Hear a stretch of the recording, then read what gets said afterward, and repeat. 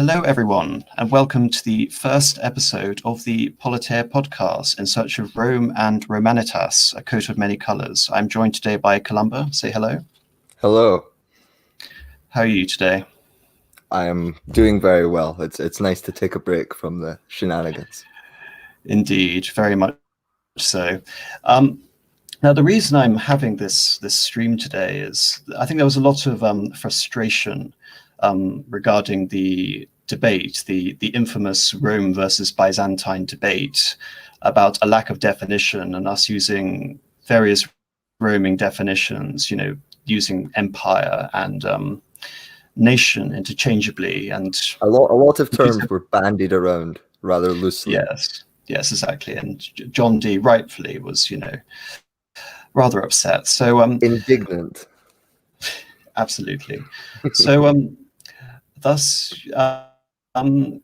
the idea to actually try and define what on earth Rome is came about. And you're probably wondering, what definition I'm going to use today. And I'm probably going to disappoint you because I'm not going to be using a specific definition of Rome. I'm using the loose terminology of Politeia, and not how Cicero translates it, which is, of course, res publica, which is the antecedent of republic. I'm not going to be defining it that specifically. And when Aristotle uses the word Politeia, he uses it to literally mean anything. It's more like a roaming definition, so he can inspect the various constitutions of antiquity, whether they be, tyranny, monarchy, aristocracy. All that really required is that you have a group of people coming together for some sort of political effort. That's really ultimately what it means. Yes, I mean, the best definition would be a political thing. Yes, a political thing.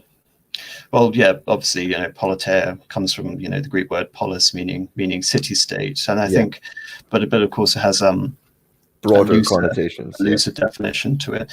So in regards to starting this debate, or not debate, discussion, there's not going to be another debate, thankfully. Would you like to give like a very broad overview of ancient Roman history, from kingdom to the fall of the empire in the West? Well, what is it that Tacitus says? In the beginning, Rome was ruled by kings, and that's pretty much the way things began. You had the legends go, if you believe Virgil and such like that.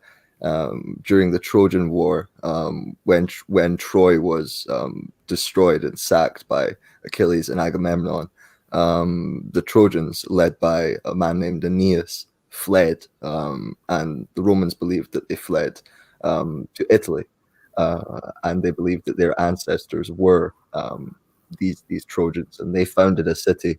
I believe it was called Alba Longa. Yes, indeed. And then of the kings of Alba Longa, one of the daughters, I can't remember her name now. I think Rhea was her name. Rhea, that's it. I believe so. And she was off in the countryside one day, and as these classical stories go, she was ravished or had made love with I believe it was Mars, or Mars, the Roman god of war, and their children were Romulus and Remus, and these children were abandoned in the countryside and then suckled by a she-wolf, famously. It's been a subject depicted in art. The wolf was actually the symbol of Rome before the eagle. But and so then you had this, and they were picked up by a shepherd, as always happens, and they founded the city. And there was a debate because Rome is the city of 7 hills, and one of the brothers wanted to build. I believe Romulus wanted to build on the Capitoline Hill. Or the Palatine Hill, I believe. Palatine Hill, yeah. Palatine Hill. He wanted to establish the city there, and so he drew up the boundary walls of the city, the sacred boundary lines, the pomerium. His brother Remus wanted to establish the city on another hill, and they both looked to birds in the sky as omens. One of them saw 6 birds, and one of them saw 12.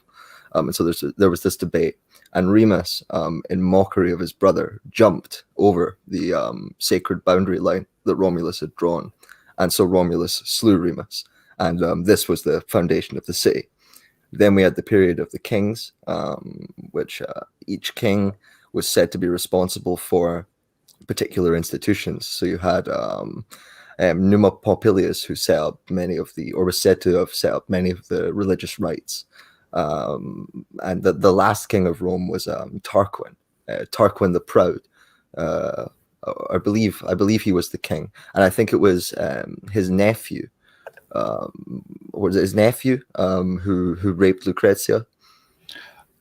I can't remember. My memory is hazy. I thought it was Tarquin, but I could Well, be wrong. there were multiple Tarquins. That's the thing. They were. Oh, there They were. were I think actually, there was a preceding Tarquin. I think he was the first Etruscan king. yes, he came in from the north, from Etruria. Yes. But this woman Lucretia, she was of the family of Brutus, or associated with the Brutii. And when Lucrezia was dishonored in this way, I believe she took her own life afterwards. Brutus and the others deposed the king and set up the Republic. And that persisted for about 5 centuries until your man, Julius Caesar, came along. And then we have the empire with emperors. Does that about sum up? Oh no, that's an absolutely wonderful definition. It was interesting. I was looking over the ancient constitution of the Roman kingdom, and it's fascinating. I didn't actually appreciate it was an elected monarchy until today. It wasn't a hereditary monarchy, and for all intents and purposes, the Principate, which is inaugurated under Augustus, shares effectively almost all similarities in fact, if not in the legal nature of the role, as the ancient Roman kings. So I didn't appreciate that. But anyway, yes.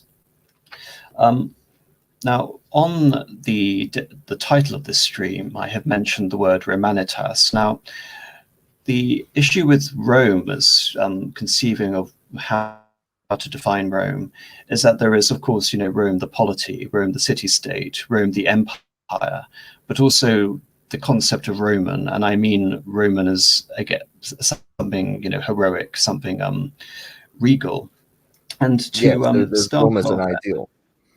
is that precisely, and so we have this constant association with various persons as being embodying the spirit of Rome. Belisarius would be one. Yes, the last Roman. The last Roman, indeed. The famous general who defeated Attila at the Battle of the Catalaunian Fields, Aetius, is another. Even some, non-Romans like Stilicho were held up by Edward Gibbon as personifying the true Roman ideals. So, from our conception of what it means to be Rome, it isn't limited necessarily in that sense to any place or to any ethnic origin. And Julius Evola has a wonderful passage in Men Among the Ruins, which I'm just going to read out, if I may. Of course. We should be able to extract from the Roman spirit a living content that has nothing to do with rhetorical assumptions or with museums or scholarly dissertations, such that even a simple man could understand it without the need for erudition and historical notions. To this effect, I have spoken about elements of style. These elements have to be drawn from what we know about the Roman tradition and customs. In this case, too, we need to discriminate among various types of Roman spirit. Alongside the Roman spirit of the origins, which reproduced in special and original form a type of culture and custom common to the main, higher Indo-European civilization, there was a Hellenized, a Punicized, a Ciceronian, and a Asiatized, and a Catholic Roman spirit. The reference points should not be sought in these cases. Everything that is valid in them can be reduced to the first Roman spirit. This original Roman spirit was based on a human type, characterized by a group of typical dispositions. Among them, we should include self-control, an enlightened boldness, a concise speech, and determined and coherent conduct, and a cold, dominating attitude, except from personalism and vanity. To the Roman style belonged virtus, in the sense not of moralism, but of virile spirit and courage. fortitudo, and constantia, namely spiritual strength, sapientia, in the sense of thoughtfulness and awareness, disciplinia, understood as love for a self-given law and form, fides, in specifically Roman sense of loyalty and faithfulness, and dignitas, which in the ancient patrician aristocracy became gravitas and solemnitas, a studied and moderate seriousness.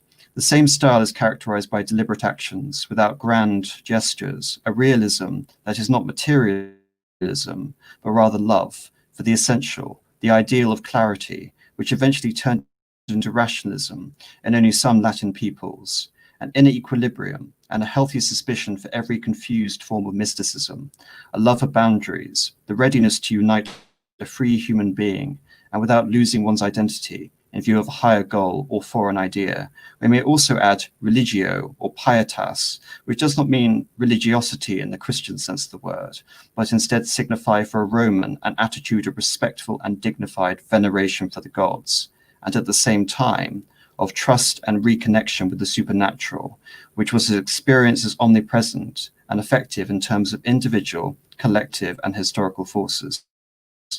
Obviously, I am far from suggesting that every Roman man and woman embodied these traits. However, they represent the dominant factor and were embodied in the ideal that everybody perceived to be specifically Roman.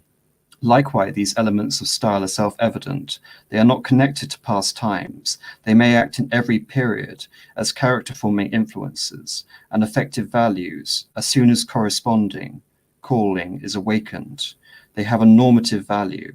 In the worst case, they might have only value of a measure. Moreover, we should not think they must be adopted by every individual. This would be absurd and even unnecessary. It would suffice if only a certain social stratum, called to inspire the others, could embody them. Now, do you have anything to say or to add about that definition given by Evola? Well, I think it's beautifully written and very accurate, and it immediately strikes back at the either the materialist or the postmodern approaches taken towards the subject of being a Roman. One thing which I particularly like is he speaks about the fact that this Roman spirit, this Roman ideal, can exist even if it's not exactly exhibited fully by everyone in the Roman polity.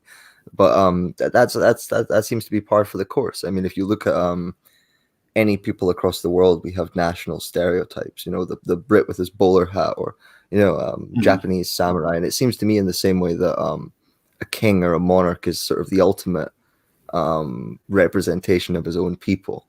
The nobility serves this same purpose as well, and so the nobility always reinforced this idea of Romanness and actually lived it as fully as possible. The people themselves didn't, but of course they were inspired by these things and impressed by these things and looked to emulate them. And I think that's something that's been lost in a lot of modern historiography. There's this idea that these Roman ideals, these Roman virtues, were in many cases cynical justification for power and access to luxury and wealth, and I just don't buy that. Well, the interesting thing is, I was rereading Edward Gibbon's Decline and Fall of the Roman Empire. I didn't read all of it. It's an absolutely massive book. I don't blame you. I don't blame you. I read elements that were, pertinent to this discussion. I also think, he doesn't really enjoy visiting the later periods of Roman history, or, as some misinformed historians will call Byzantine history.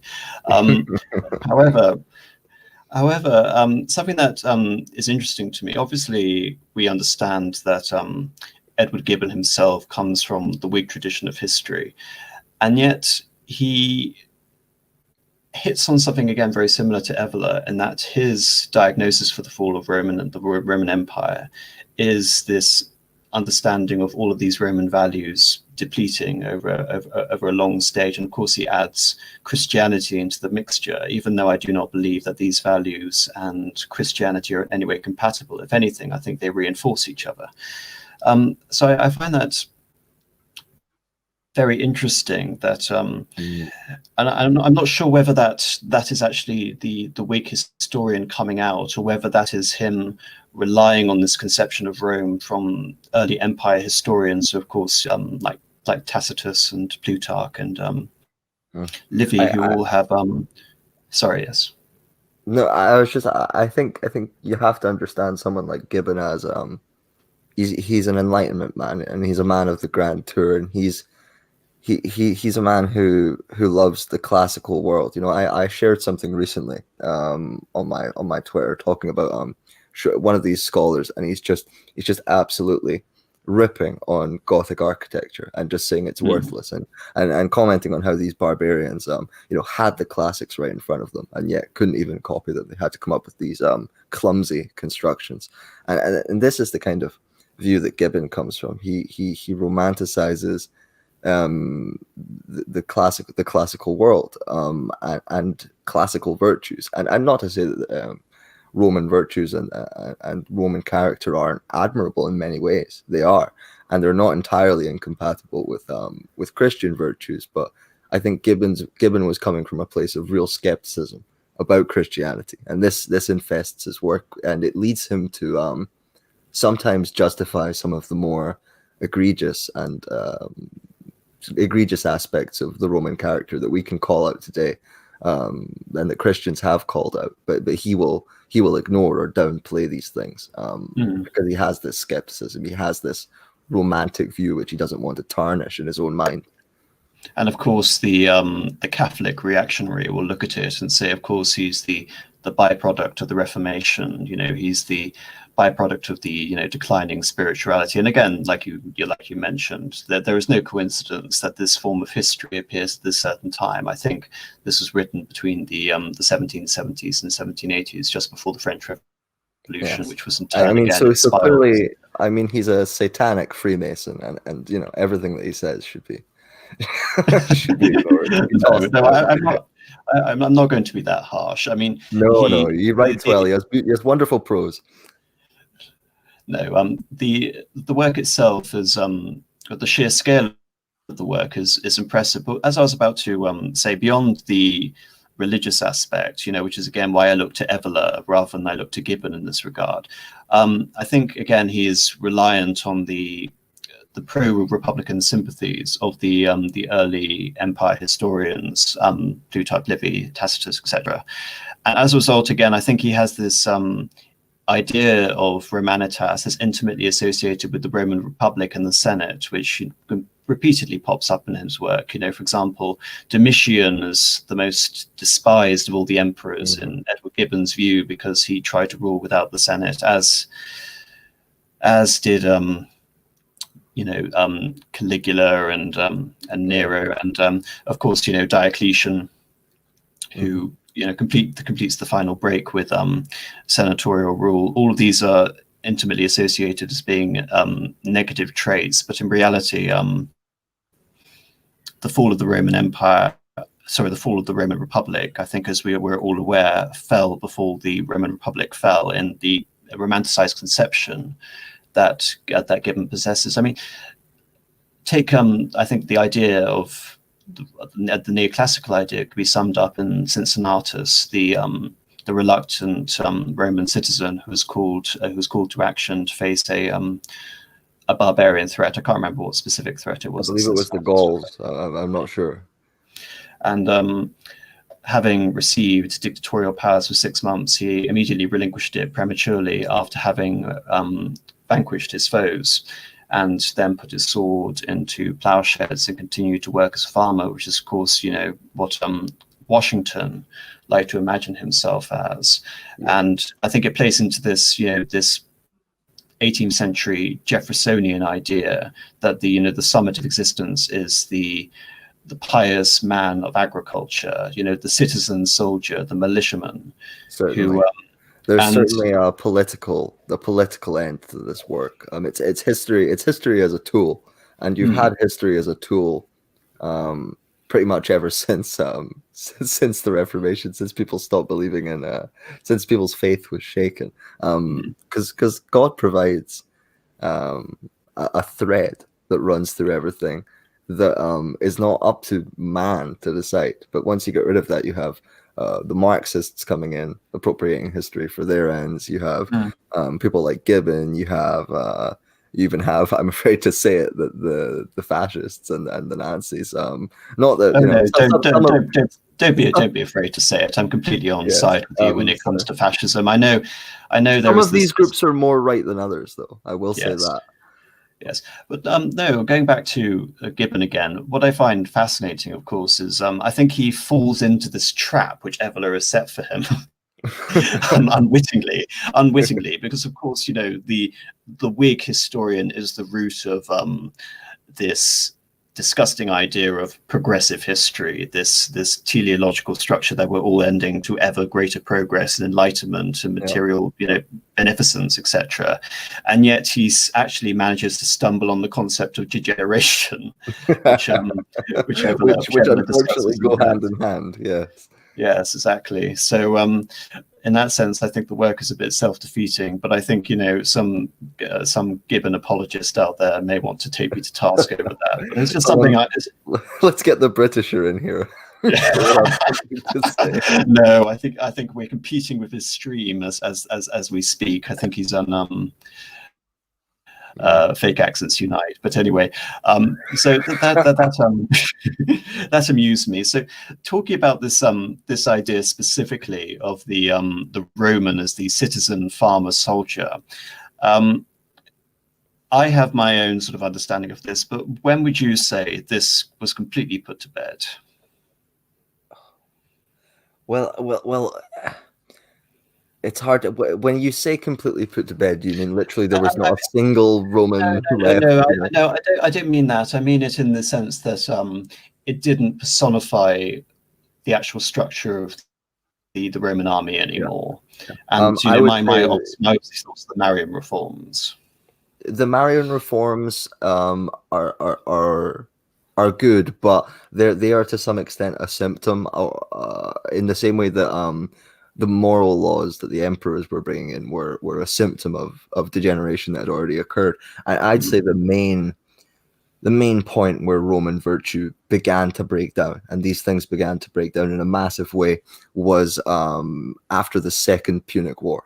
Because the First Punic War ended. These are the wars with Carthage. The First Punic War ended, and it was pretty brutal. It was a very intense conflict, but it was nowhere. It didn't finally end Carthage, and I suppose there were wars after the Second Punic War, but the Second Punic War was a crushing moment, and it required vast amounts of resources on the side of Rome and Carthage. But when Rome won, the amount of slaves and luxury that began to pour into Rome and enrich the coffers of the generals and the aristocrats, to the detriment of the people, was on a scale that had was unimaginable in Italy before that. You're talking some estimates are 1 million slaves imported, massive wealth. And then also you begin to have, not long after this, you have kings in the East ceding kingdoms to Rome and conquering the East and bringing in the wealth of the East as well.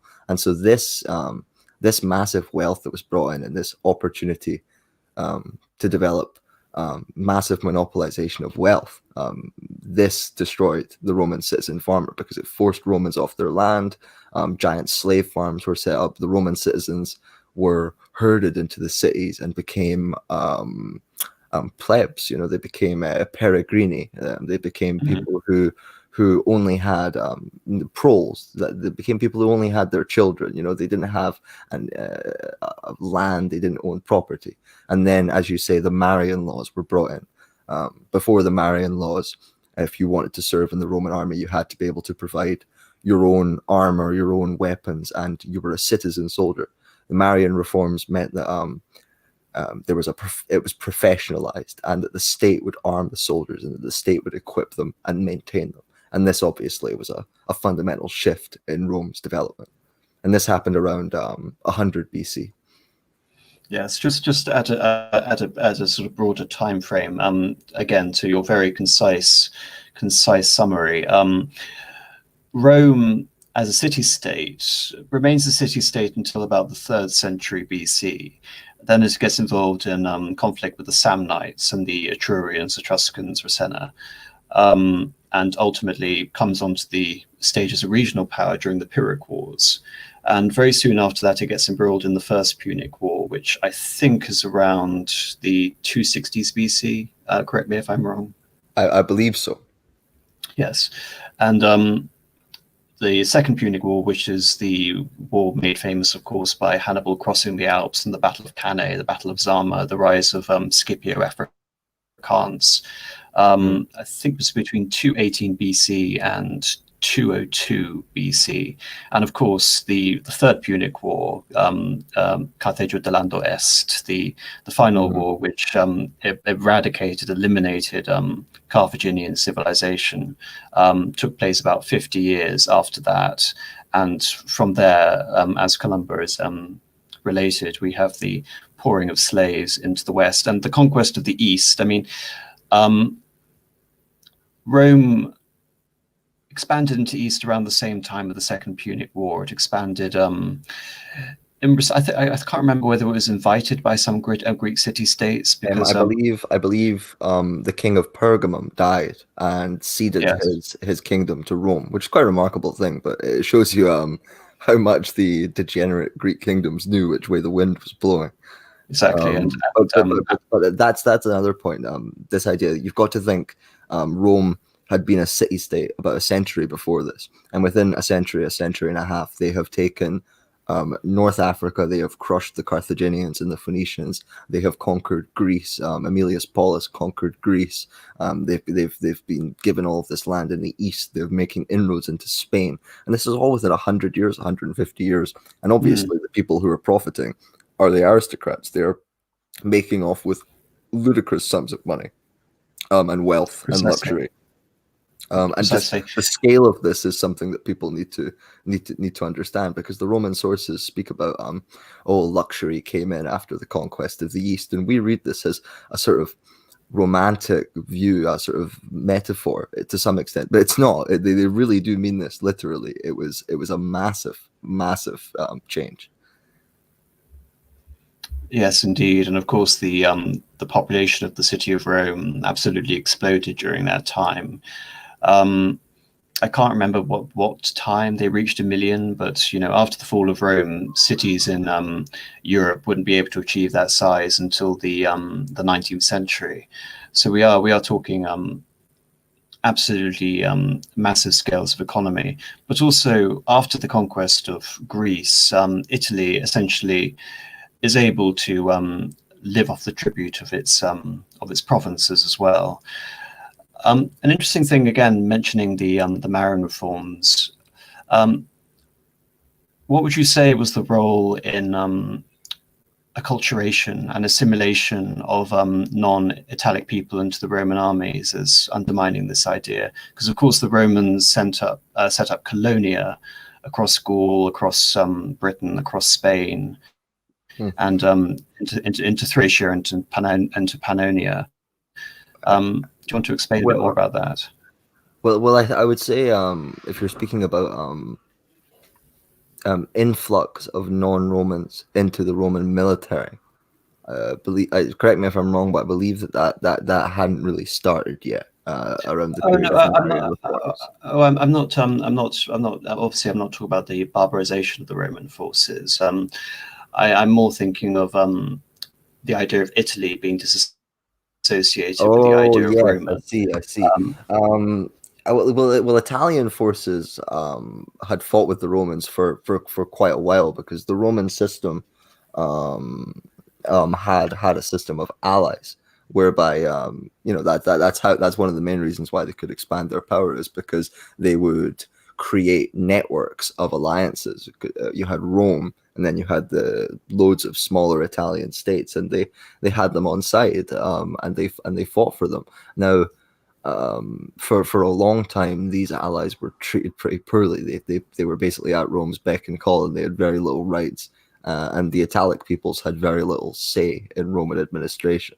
But this all began to change around 100 BC as well, because you had the Social War, whereby the Roman allied states united against Rome in a coalition and began to demand equal rights and equal representation, and they basically got it. It was one of the it was a sort of a revolt of a people, I guess, conquered or influenced by the Romans, that was actually very successful in that I believe people were granted citizenship, although of course if one wanted to vote, one had to vote in Rome. And so if you're in the Italian Alps or you're in Sicily, perhaps your newfound enfranchisement wouldn't mean that much to you, but certainly it was a big step. And with the increasing urbanization that came later and the increasing access to political technology with these people, this precedent that had been set was very important. Indeed. So what you're essentially describing is the association with Roman and Italian together, and Italy. These aren't the modern borders of Italy. I mean, Italy in pre-imperial times was defined up to the River Rubicon, hence why it's so significant in history.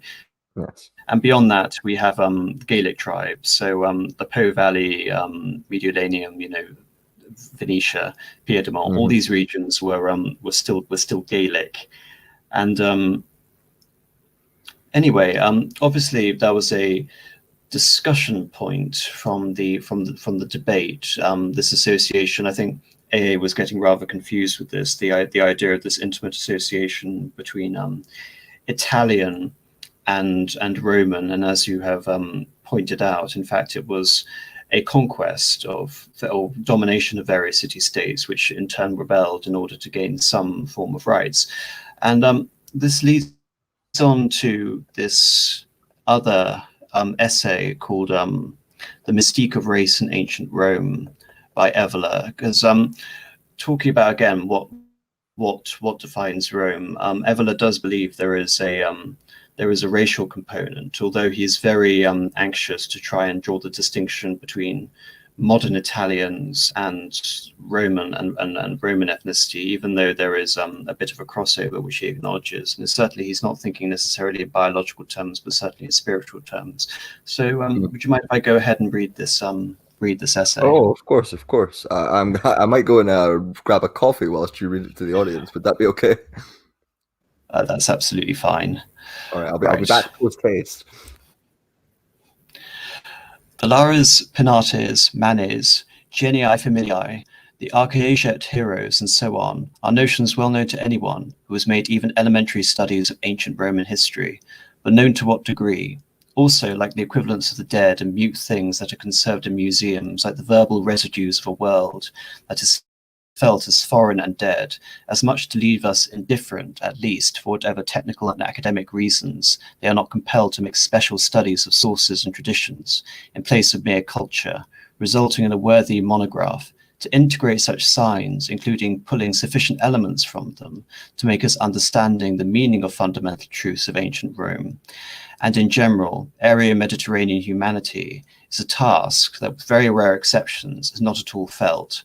However, even by this, we understand the most precise and significant racial profession of faith of ancient Rome, not a philosophized version of faith restricted to any cultured circle, but alive and active in the most original and most widespread and most revered traditions. The notions of Lares, Penates, Genies, heroes, etc. are in good measure interdependent. In various ways, they all refer to the ancient Roman awareness of the mystical forces of blood and race to the lineage considered not only in its corporeal and biological aspects, but also in its metaphysical and indivisible aspects, but not transcendent in the limited dualistic meaning that has come to prevail for such terms. The single atomic, deracinated individual does not exist when he presumes to be being in itself, but he is deceived in the most pathetic way because he cannot even name the last of the organic processes that condition his life and finite consciousness. The individual is part of a group, a vulk, a genti. He is part of an organic unity whose most immediate vehicle is blood and is extended both in space and time. The unity is not naturalistic, it is not determined and called alive solely through natural and biological and physiological processes. Such processes just constitute his exterior side, the necessary but not sufficient condition. There is a life of life, a mystical force of blood and folk. It subsists beyond the forces of the life of the individual that is dissolved in it death or that are given it through new birth. It is therefore a vitae mortisque, locus, a place of life and death, a place that encompasses life and death, and that for the very reason stands beyond both. To maintain a living, continuous, deep contact with the profound farce of the race is the most direct, essential form of pietas, religiosity, the basis and condition of every other. The principal canons of family law are its consequences and applications, even in relation to the earth, that itself, as the notion of genius loci shows, maintains mysterious and mystical relations with the blood and the original strength of the people, or gens, that possesses it and lives there. Looking towards the origins, there is a sense of mystery. There is the myth both of being, having come from above, and of men who transcended self-humanity to loosen their life from their person, and to thus constituted as a super-individual force of a folk, of a lineage, of an ancestry, that we will see its origin in it. Ideally, there is a contact and perfect match of the individual with this power, to be able to signify through it the apotheosis, the conquest of the privilege of immortality, and to confer on it the right to be considered even a son in the higher sense of the being of lineage, if even a type of new manifestation of this being itself. This is the essence of the mystical racial creed of Aryo-Mediterranean, and particularly Roman humanity. The significance that it gives to the race's spirit beyond that of the body is an irrefutable fact and constitutes the base of the belief of the entities indicated and of the meticulous worship that was dedicated to them. We will put forward some evidence that will also be valid to highlight aspects of central ideas succinctly exposed. According to the noted work of Macrobius, the Lares for the Rome were the gods that they make us live, they nourish our body and govern our soul. Naturally, that must be not understood in an ingenuously literal way, but in the reference to the mystery of the ultimate forces of our organism. And we pointed out, not one of the most important processes that are at the base of our organic and psychic physical life depends directly on our power and is illuminated by our consciousness. Ancient man, while he is uninterested in the exterior physical work of such processes, which is studied by modern positive science, instead focused all of his attention on the forces that were presupposed by them, and they're precisely in a higher and symbolic sense, nourished and governed our life. Macrobius's testimony, among others, is the most explicit in indicating that the ancient cults of Lares, Manes, or Penates were indeed related above to all such forces. Those, moreover, were brought back in a single origin in close relation with the idea of race. The most ancient documents of the cult of Lares give us mainly their divinity to the individual, and it embodies in the La Familiaris, the family spirit, the sole but ideal father of a given race. This word, in reality, means not that he created materially the race at its origins as the forefather, but that he is the divine cause of its existence. The La Familiaris was also the familia pater, father or root of the family, or the gens under this aspect identified with the genius generis, the genius of a given lineage. Now the word genius was still meant more distinctly as the hidden and divine force that generates genius. Nominator qui me genuit, the creator of a given race is generis nostri parens. The word genius already in itself is related to the words geno, the idea of generating that lies at the base of the same words gens, genti. The question has real power that acts beyond physical generation in the union of sexes, though which has the nuptial bed has also the name lectus genialis, and every offence to the sacredness of aristocratic marriage and to lineage was considered as a crime, above all in the face of genius of the lineage. The ancient writers relate genius not only to geno or generate, to generate, but also to the word giro, so that by being etymologically inexact, it's not less significant in relation of the idea that they had of the entirety of the entity in the word. This reconciliation, in fact, brings in light the conviction that the force constituting the mystical origins of a given lineage and the matrix of every generation remains as a presence in the group corresponding of the principle, governs, directs, and sustains the life of the individuals. Our language still has the word genial, but just to designate a rather different thing, also opposed to the most ancient conception. The inspired individual is commonly meant is more or less the one who invents, who has some bright ideas on the rebellious, disordered, individualistic basis. In the ancient conception, geniality could be conceived only as a special inspiration, or inspiration that the individual enjoyed, not in that way, but essentially in relation to his race and blood, to the genius by the divine element of his gens and the tradition of his gens. Columba, are you there? Yes, I'm here. I love that passage so much. I think it's just it hits the nail on the head in so many ways. And I love whipping out etymology as well. Oh yes, it's beautiful. Have you got I any mean, comments to make about that? I can't agree enough. There is certainly a matter of the blood here. I mean, if you look at the word nation that was getting bandied about so freely in the infamous debate, I mean that nation comes from natio, which means Indeed. birth. Indeed. These things are deeply interlinked and and extremely meaningful. And it fascinates me that so many scholars will totally discount these things. But I mean, the ancients understood these things, and there are so many references in the ancient writings. It could be something like Virgil, or it could be Lucan in his Pharsalia, or it could be Martial in his epigrams, and they all comment on this the Roman character being in the blood, and how it's being watered down, and how this is one aspect of the decline. I mean, Lucan in his Pharsalia talks about how after the Battle of Pharsalus, even after the empire was set up, which was meant to be this grand reassertion of Romanitas and Roman identity, it didn't seem to be that way, because many of the purest scions of the Roman state and of the Roman people, their lines had been destroyed, replaced with Cilicians and Gauls, and I mean by the end of the Republic, at the start of the Empire, there were even Hindus in the city. There were teeming hordes of people of every description, and Roman identity was further watered down, and we might do well to consider the fact that Roman identity was based on responsibility. This was one of the core values, this stern responsibility, and responsibility was actually required to maintain this virtuous attitude. And once it was taken away from the aristocrats because of their own corruption, no doubt, but once it was taken away from them and placed into the hands of the emperor became the sole representation of Romanness and Romanitas, and the aristocracy was left to degenerate. It had no meaning or no purpose anymore. And so I think civic responsibility and political activity, and being a people with agency, is required if a people such as the Romans is to survive at all. Indeed. And just mentioning, you focusing on the emperor as, again, aiding in this degeneration of the Senate.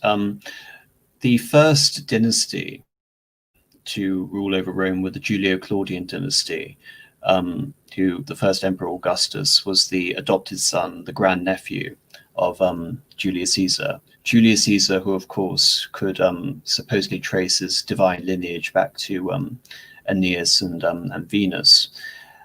And that very quickly, this idea of dynasty, in the sense that, we all know dynasty, a state existing through primogeniture, collapses very quickly in the Roman Empire.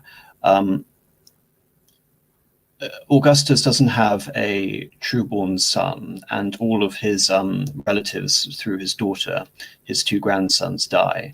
So he's replaced by Tiberius, who is his adopted son, who is in turn replaced by Caligula, who is his great-nephew, I think, who is in turn replaced by Claudius, and then Nero.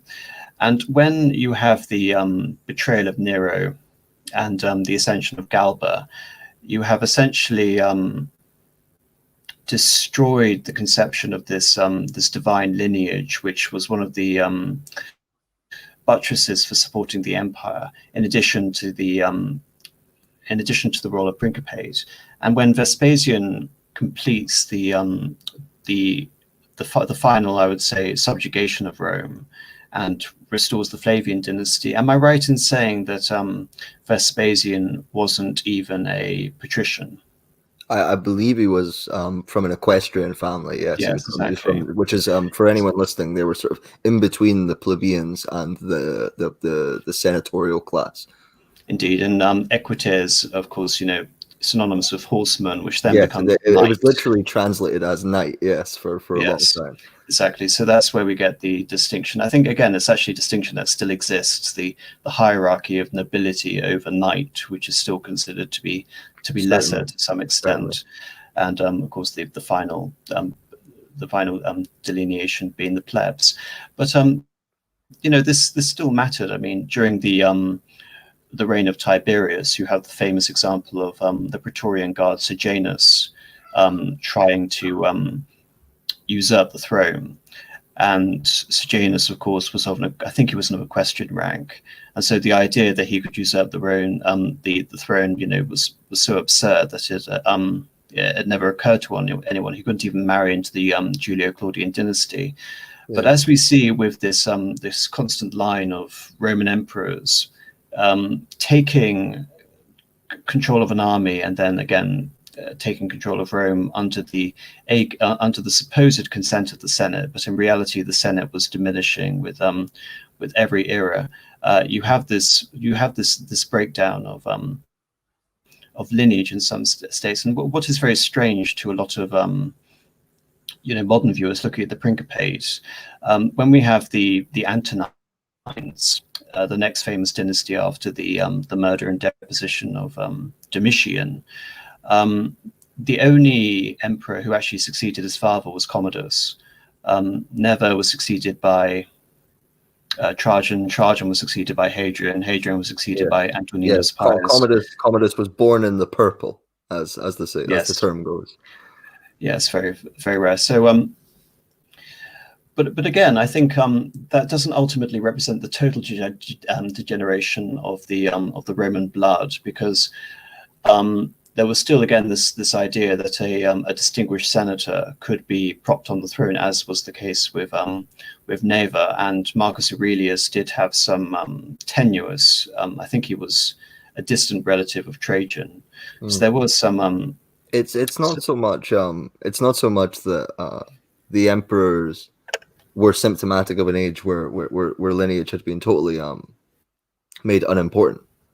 On the contrary, it was still quite important. But the problem that I see is that the emperor, it's very difficult for a single man so elevated to expect people to act like him and follow him. Whereas when you have a patrician class, a virtuous aristocracy like we had in the early Roman Republic, it was very easy for the people to see this class above them, and view them as legitimate, virtuous.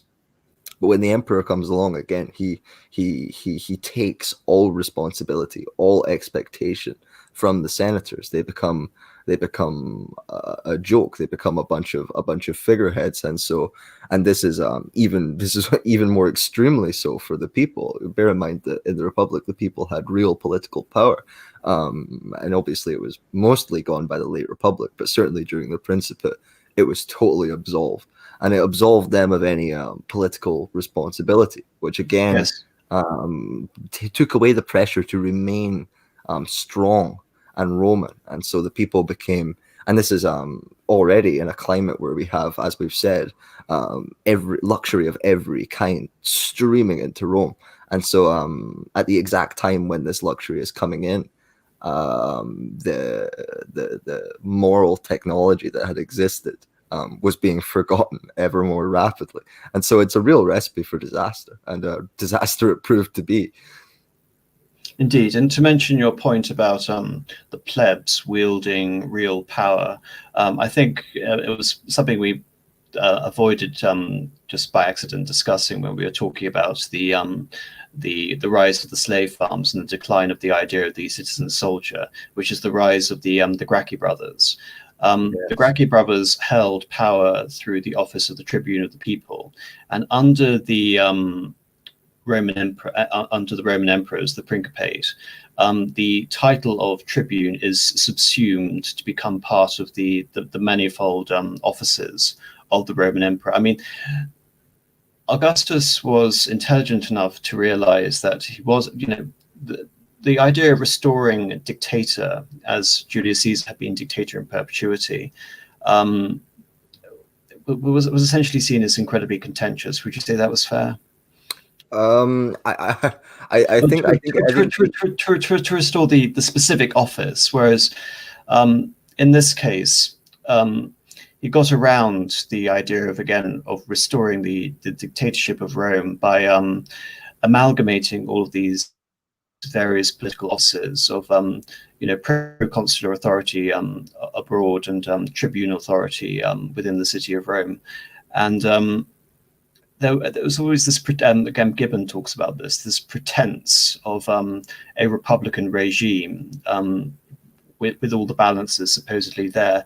And even under the reign of Tiberius, the Senate is still seen as an incredibly powerful body with the ability to be seen as the highest court.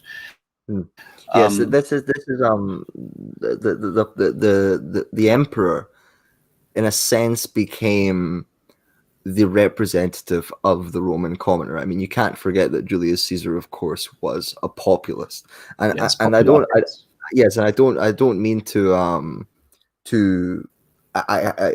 in my view, the shift to an imperial administration, to a system of one man rule, was inevitable, because the aristocracy had become so degenerate. They were all into money lending, usury, every kind of debauched activity you could imagine, and they totally lost legitimacy in the eyes of the Roman people. And so the emperor had to come along, and the emperor, in a sense, was a check, a military check on this degenerate aristocracy. And so, people talk about this idea of Augustus preserving the republican system, and somehow being able to convince everybody, the things are working as normal, whilst accumulating these powers to himself. In reality, that wasn't the situation. Everybody knew what was going on.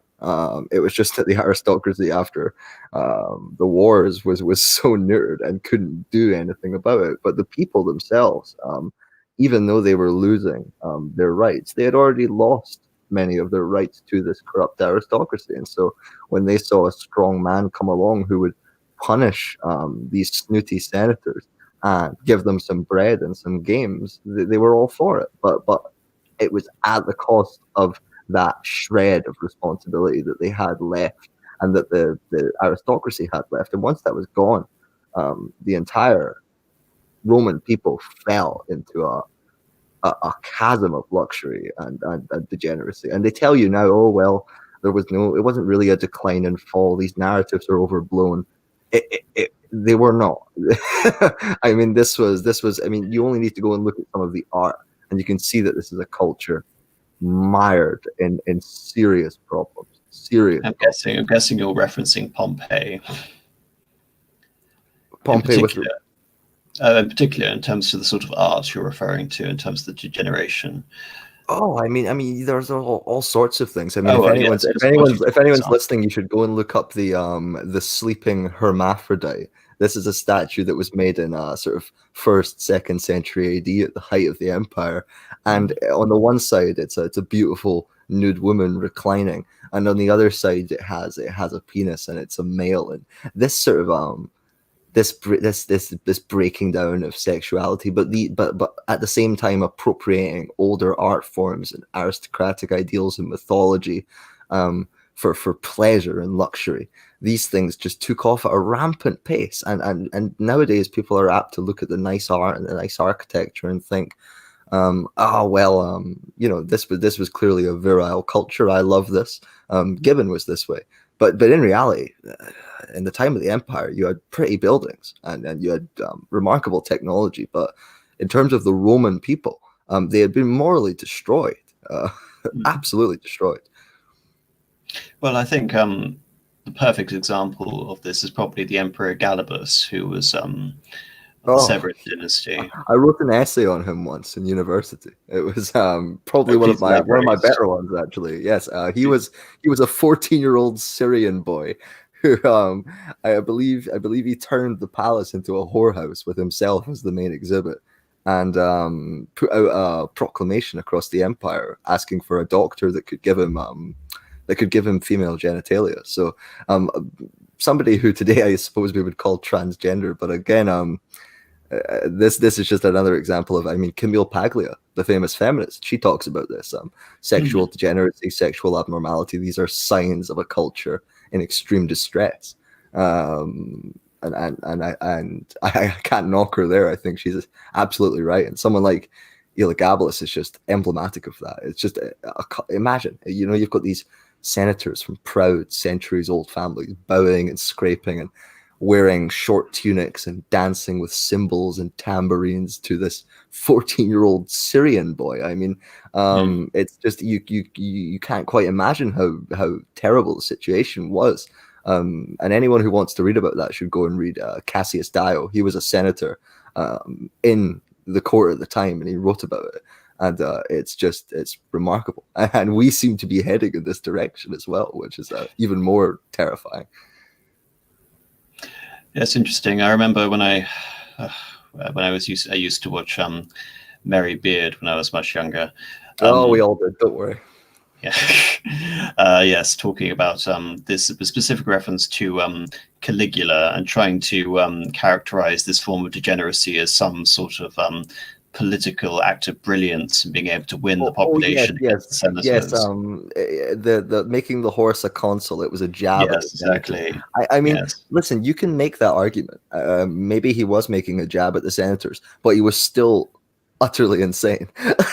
There is no debate about this. I mean, Tiberius, the emperor preceding Caligula, was a stern man, but very practical. And the imperial treasury had something like 2-3 million sestertii. Sestertii is a sort of silver coin. So a vast amount of money.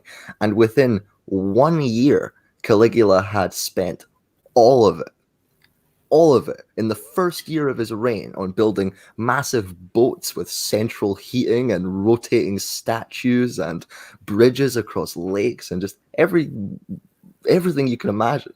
And so, to imagine that this man was stable and was playing some political game is just nonsense. He had a screw loose. And what do you expect? He was brought up in a house full of poisonings and intrigue and Well, yes, just not to mention his incest and all of his. horror. I mean, all of his brothers were killed Were by killed. Yep. One Tiberius of them was Caligula. Sorry, no. You go. You go. Caligula was rumored, but it's basically confirmed that he had incestuous relationships with all of his sisters. And I think you were too light on Tiberius. I don't think it's. Yes, the little uh, fiddlers. he may have been prudent once, but he's not getting off, the original Epstein Island, which of course was The Cambridge. original Clifford, the original Epstein Island. That's great. Tiberius was bad, but in terms of his abilities of administration, I think he was far superior. Yes, there was, of course, I think it's divided into two eras with Tiberius. He has 10 good years, I think it's fair to say, from about 14 AD when Augustus dies until 23. Yeah, And then he begins to leave. Sorry, yes. I mean, Tacitus sort of for Tacitus, the point was Livia, Augustus's wife, Yes, Tiberius' and mother. Tiberius' mother. Yeah. Yes, when she died, Tacitus identifies this as the point where Tiberius gave full rein to his desires and his secret lusts that he had harbored over the years. And the kind of things that he describes at Capri, because Tiberius didn't even live in Rome. It was this big island. You can still go there today, covered in cliffs on all sides, and apparently he would have special books brought to him, written by people with all sorts of disgraceful techniques for lovemaking and things like this. Indeed, And, yeah. he was just a scurrilous old man who, but again, he was incredibly stingy as well, and incredibly. He wasn't stupid. He wasn't mad. He was just he was just a typical degenerated aristocrat, but a capable one. Caligula outdone almost everyone in the grandeur of his mistakes and madness. Well, Indeed, and I think just to talk about to reinforce Columbus' point of how utterly useless the Senate had become. I mean, the Senate was basically there to confirm executive authority on the emperor and avoid responsibility by that time. That was pretty much it. But in terms of the reign of Caligula, there was a conspiracy to murder him, and of course he was murdered in 41. And there was a brief moment where, if the Senate had exerted itself, there was a possibility that the Republic could be restored. But of course, when the Praetorian Guard came in and had already declared simple Claudius as the Emperor of Rome, they just completely accepted it. There was absolutely no virility, no heroic will. They yes. And it's moments in history like this that you should always bring up to the materialists and the people who will put everything down to process, because you are right. There were major problems in the aristocracy by that point, but the fact that Caligula was killed shows that there were people with the stomach and some idea of where they should be, and that this was unjust. But the problem was that many of them had been neutered, and they didn't have that Roman virtue that had existed before. And they, in many ways, they didn't want it. I mean, it's not as if people have this idea of the senators in the imperial period as living these terrified lives. But I mean, the average plebeian or the average slave, they lived a life full of terror. If you were a senator, fine well that you're doing pretty well. You're doing pretty well. One story I want to bring up, talking about the reign of Commodus. Commodus is murdered by a conspiracy of his courtesans, essentially, and a old senator called Pertinax is put on the throne, and he's promptly murdered because he doesn't want to play ball with the Praetorian Guard.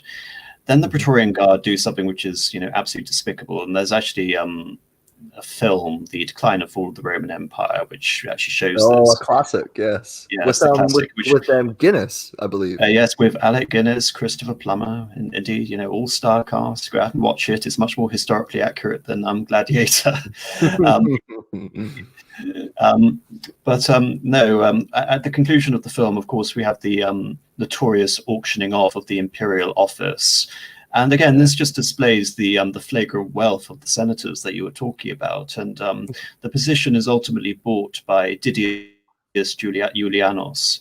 And this, again, shows that there was still, during this entire time, an aspect of Roman virtue, because people were ultimately horrified by the fact that a patrician had been able to purchase the imperial office, and it spurred on Septimus Severus to lead a very quick deposition. And I would say the same thing about Nero and Galba, even though Galba, of course, was very swiftly replaced by Vitellius Otto and ultimately Vespasian. I mean, with Vespasian and Severus, I think you do have some form of corrective when a good emperor comes in and tries to restore a regime again.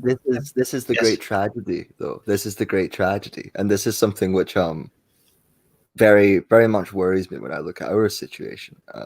You're right when you see that you had chaos and you had degeneration, and then every so often there was a kick up the arse, if you'll forgive my French, with people like Severus coming in, these capable emperors who would come in and rule for 20 years. But the problem is, with every emperor that came in, with every corrective kick that came, it might have set things right for a little while, but underneath the surface, it seems to have made things worse. I mean, Severus, for example, after people like Julianus trying to auctioning off the purple, and Didius Julianus buying it, the corruption of the Praetorians, all of this is true. And Severus did come in and reestablish a dynasty. and reestablish firm control and capable military command. But he also, as an example, the Praetorian Guard up until that point, it had its problems, but it was recruited entirely from Roman citizen men. And they had to be from either Rome or Italy or a Roman colony. Severus changed this, and he began to draw recruits for the Praetorian Guard from the army, which at this point had become totally deracinated, and so you ended up with Syrians and Gauls and Berbers and North Africans and all sorts of different groups in the Praetorian Guard, and they brought their own customs and their bizarre cults, cult of Mithras and things like this. I mean, don't forget that Severus himself was a North African, so no great Roman himself. And so this is my point. With every corrective measure that was brought in from Caesar onwards, it seemed to make things better for a while, but really it didn't. Really, in some ways, it undermined things further. Indeed, I completely agree with you, and I mean, you can point to dozens more examples than the points I bring up. You know, after the crisis of the 3rd century, you have Aurelian, and then Diocletian, and then Constantine. You know, seemingly great emperors, but then everything very quickly collapses. I mean, with Aurelian, for example, I mean, when the crisis of the 3rd century, the empire had been split 3 ways. Aurelian was in charge of the central part, Italy and North Africa, Greece, but the east was controlled by a Syrian Zenobia. Yes, and the west, Palmyrene Empire.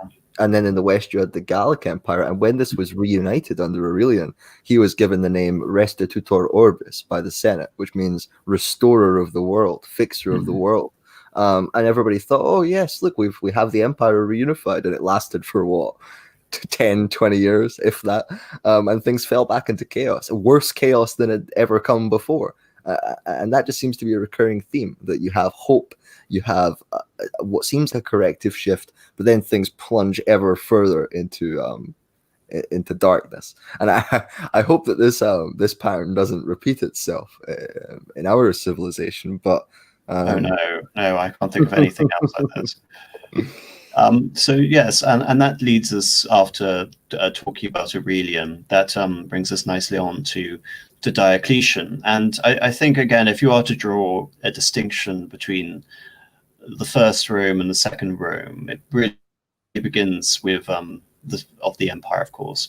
It really begins with Diocletian, unless you're going to point to Christianity as the main turning point. With Diocletian, we have several innovations.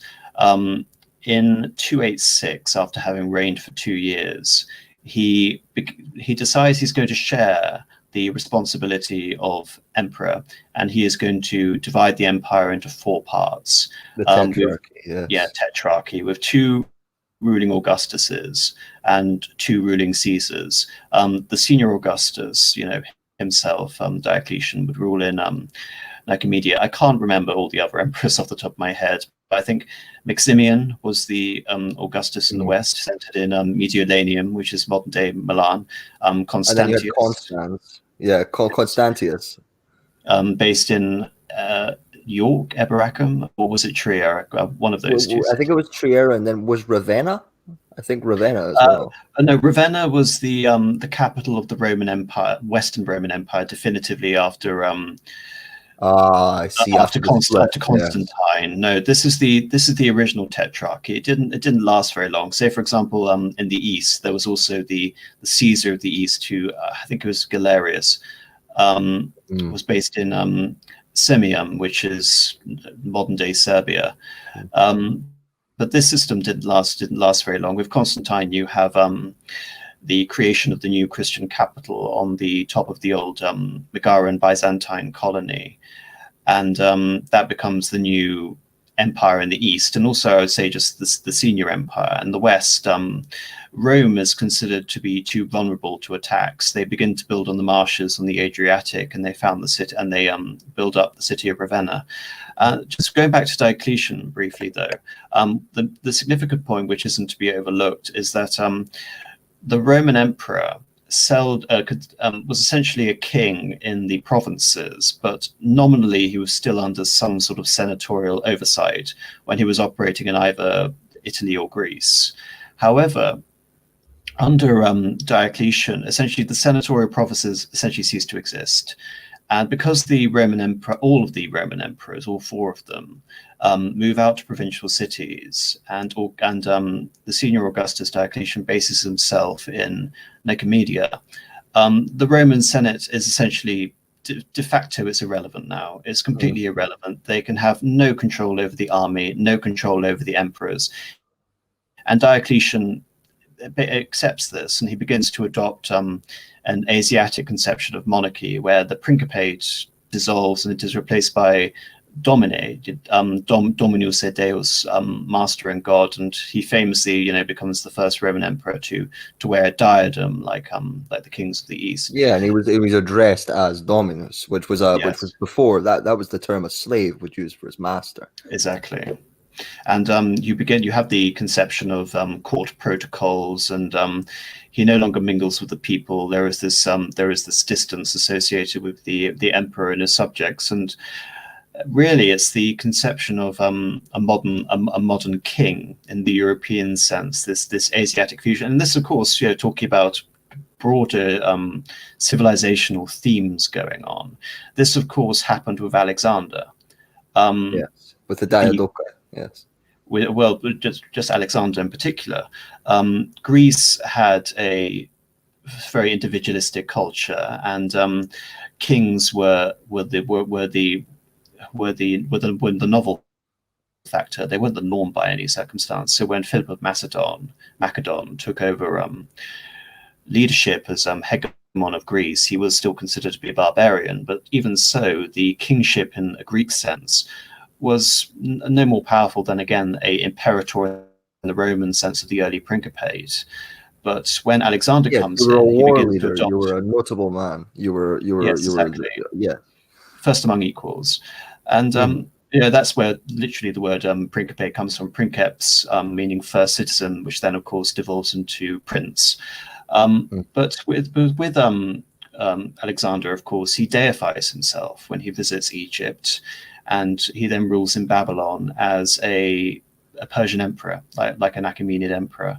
And this mantle is then adopted most famously by the Seleucids in Antioch and the Ptolemaic dynasty in Egypt. I mean, there's a great debate. Many of Alexander's men are deeply unhappy and begin to sort of rebel internally against him because he begins to demand all of these Eastern honorifics, and one of them is the Persian emperor. His subjects would prostrate themselves before him, where they would lie flat down and kiss the floor, kiss his feet. And obviously, for Alexander to demand this of his men was shocking. No Greek would debase himself like this. And you do see this same thing with Domitian and the later emperors. Slowly molding into Eastern molding themselves along the model of Eastern despots. And another thing which is really interesting about this, and it perhaps answers some of the questions that a lot of people have about the decline of Roman art and architecture. This idea of how did they lose the ability to create these fine sculptures? How did they forget how to build arches and great columns? If you look at the Hellenistic empires, the Seleucids and the Antigonids, especially the ones in the far-flung east, where there was a lot of ethnic intermixture and cultural intermixture, you see them beginning just after the conquests of Alexander, and they have this virile Hellenistic culture. But within a century or two, under this despotic system, this Eastern despotic system, whereby the people have no opportunity or responsibility, the art degenerates, and it becomes the art of the Hindu or the Muslim or the Persian, where it has no individual fire or genius, as Evola would call it, and it just becomes this degenerated thing, and that's what happened in Rome. The decline of art A lot of people today will talk about the fact of how infrastructure broke down, and they couldn't transmit ideas and technology. That's a part of it, but it's also it's a matter of will and ideal, and the opportunity for the Roman, all opportunity being cut off and him being reduced to the status of slave or serf to his new dominus. Indeed, and building upon that point, I mean, it's very important to note how catastrophic the effects of the crisis of the 3rd century were on the Roman Empire. I mean, before that period, it's typically again denoted at the end of the reign of Commodus, but I might say it's the end of the reign of Caracalla, or even the Severans. So Alexander Severus. Rome doesn't have very many fortifications. Essentially, all roads lead to Rome. You can travel anywhere in the empire, and a lot of cities with very few walls. When it comes to the crisis of the 3rd century, you have this massive build-up in fortifications throughout the Roman Empire, and this massive, I would say, increase in parochialism in the Roman Empire. But moreover, you have this these massive attacks on the prestige of the Roman Empire. I'll talk about Christianity later, but the Roman Emperor Decius leads a campaign into what modern day Romania then was called Dacia, and was, I think, the first Roman emperor to be killed against a barbarian horde. And then around very soon after that, you have the Emperor Valerian going off to fight the Sasanian Empire. And he was captured.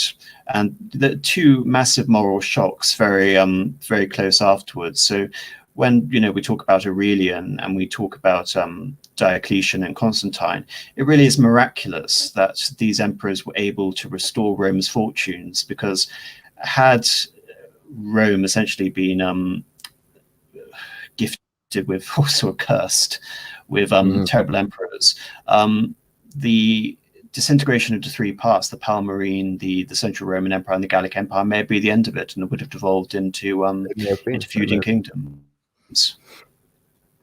Yeah, I mean, this again, it's in so many cases it's a matter of will and ideals, and in many cases, the capability of an individual man. I mean, someone like Aurelian, who reunited the empire. He was an exceptionally skilled commander, and I believe his father was a slave or a freedman.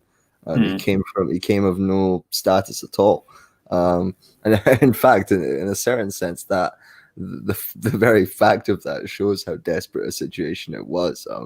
All high-minded ideals of aristocratic lineages had been thrown out of the window. It become a free-for-all. But another point about just this instability, in many ways, it mirrors the situation of the British and the Germans and the French in the colonial era. And if you go back to the literature of the 1800s, especially, you will actually see a lot of people advocating for this idea of basically, in Star Trek they have it. Is it the first directive or the prime directive? Prime directive. Yes, it's this idea that you can perhaps extract resources and study and learn, but under no circumstances influence and give technology and advance them in that sense. But of course, our pride and our moral sense got in the way, and so we gave them modern technology, modern courts, etc. And this is good in a sense. It increases productivity, it increases security, at least for a while. It means that these people are more likely to behave, at least for a while. But what ends up happening is that these people realize, wait a minute, we have the right to political representation, we have the ability to advocate for these things, we know how the Roman military works, we know how to interact within the system and the administration in a way that barbarians didn't know. And so the Romans had this immense technological and cultural advantage over them, that great political technology, checks and balances, and an ability to focus on a goal, raise an army, and etc. And they still had this to an extent, but the Romans were deracinated, and all of the other barbarian groups within the empire who before had been relatively primitive were becoming as advanced as the Romans, had access to the same technology, and so could contend. And things became very, very unstable because of that, because there wasn't a dominant Roman group, in the same way that, you know, the British or the French colonial experiments failed because we wanted more productivity, we wanted more wealth, and so we gave up our secrets. That's interesting. And again, you're completely right that this process of acculturation did so-called civilize the barbarians. And I think, in terms of the accelerationism you draw on, I think it wasn't just people from within the empire, subjects of the empire, who were demanding rights and lands and yes, there was people from without. It was people from beyond, and of course, you know, the first sort of psychological blow from this are the Gothic peoples, who they begin to descend into the provinces of Moesia in the 4th century, and they very famously kill the Emperor Valens at the Battle of Adrianople, and then they are used as cannon fodder, essentially, in the Wars of Unification under Theodosius, and therefore we have the arrival of the devastating figure of Alaric, who of course will go on in 406 to loot Rome for the first time, apparently for all the grievances again of not having the rights and privileges of Roman citizens, but again being treated as slaves. And there is this expectation, as you say, of rightful treatment, and this process of handing off land to various Roman tribes, non-Roman peoples, as a result of the Great Migration in the late 4th and early 5th centuries. But of course, the reason why that came about goes back to what I was saying, is like the German tribes in particular. There had been massive interchange between the Roman frontier military, you know, the watchmen on the Rhine, and so forth, and these German tribes. So it's not, we have in our head this idea of you know, savage, unkempt Germans, and then these, you know, no. Roman. I know you don't think that way, but I really want to get it across to people that they expected political rights from the Romans because they had served the Romans. They had fought with the Romans in many cases, and so they demanded land and they demanded rights because the Romans, in some cases because of insecurity, but in other cases because of pride and a desire for wealth, had expanded Romanitas to include these people. So in a sense, Romanization was one of the big factors in the fall of the Romans, because it diluted what it meant to be a Roman until it didn't mean anything, and it worked against those who called themselves that. Indeed, it's a form of egalitarianism in a way, you know. Yes.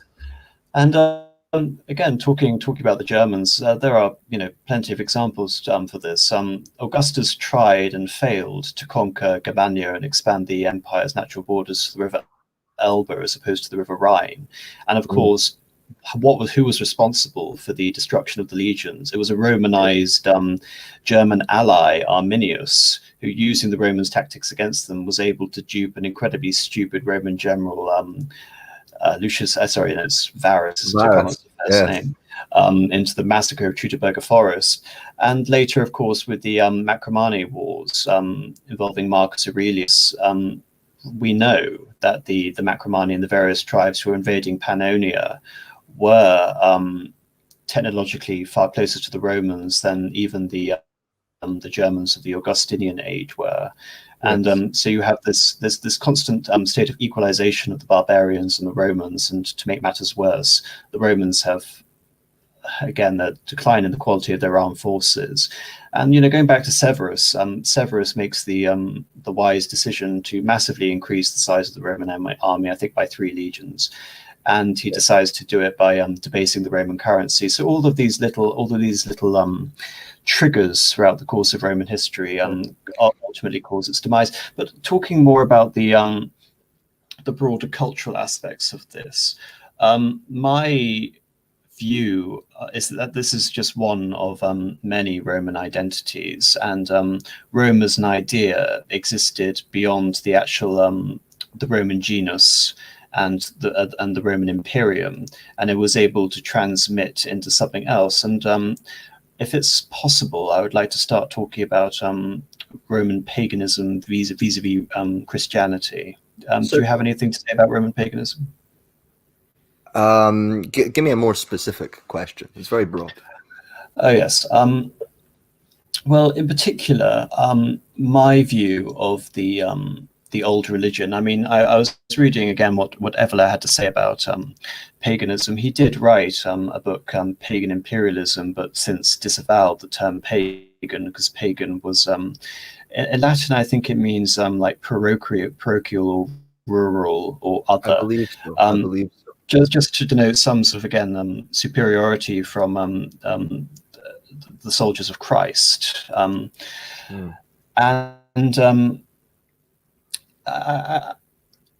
I'm interested in how the Church of the old religion was used as a means to spread Roman imperialism. I mean, say for one example, in England, the Roman religion was very syncretic. They added gods along the way all the time. You know, one example in England being Aqua Sulis, being a hybridization of Sulis and Minerva, and of course the deification of the Emperor Claudius.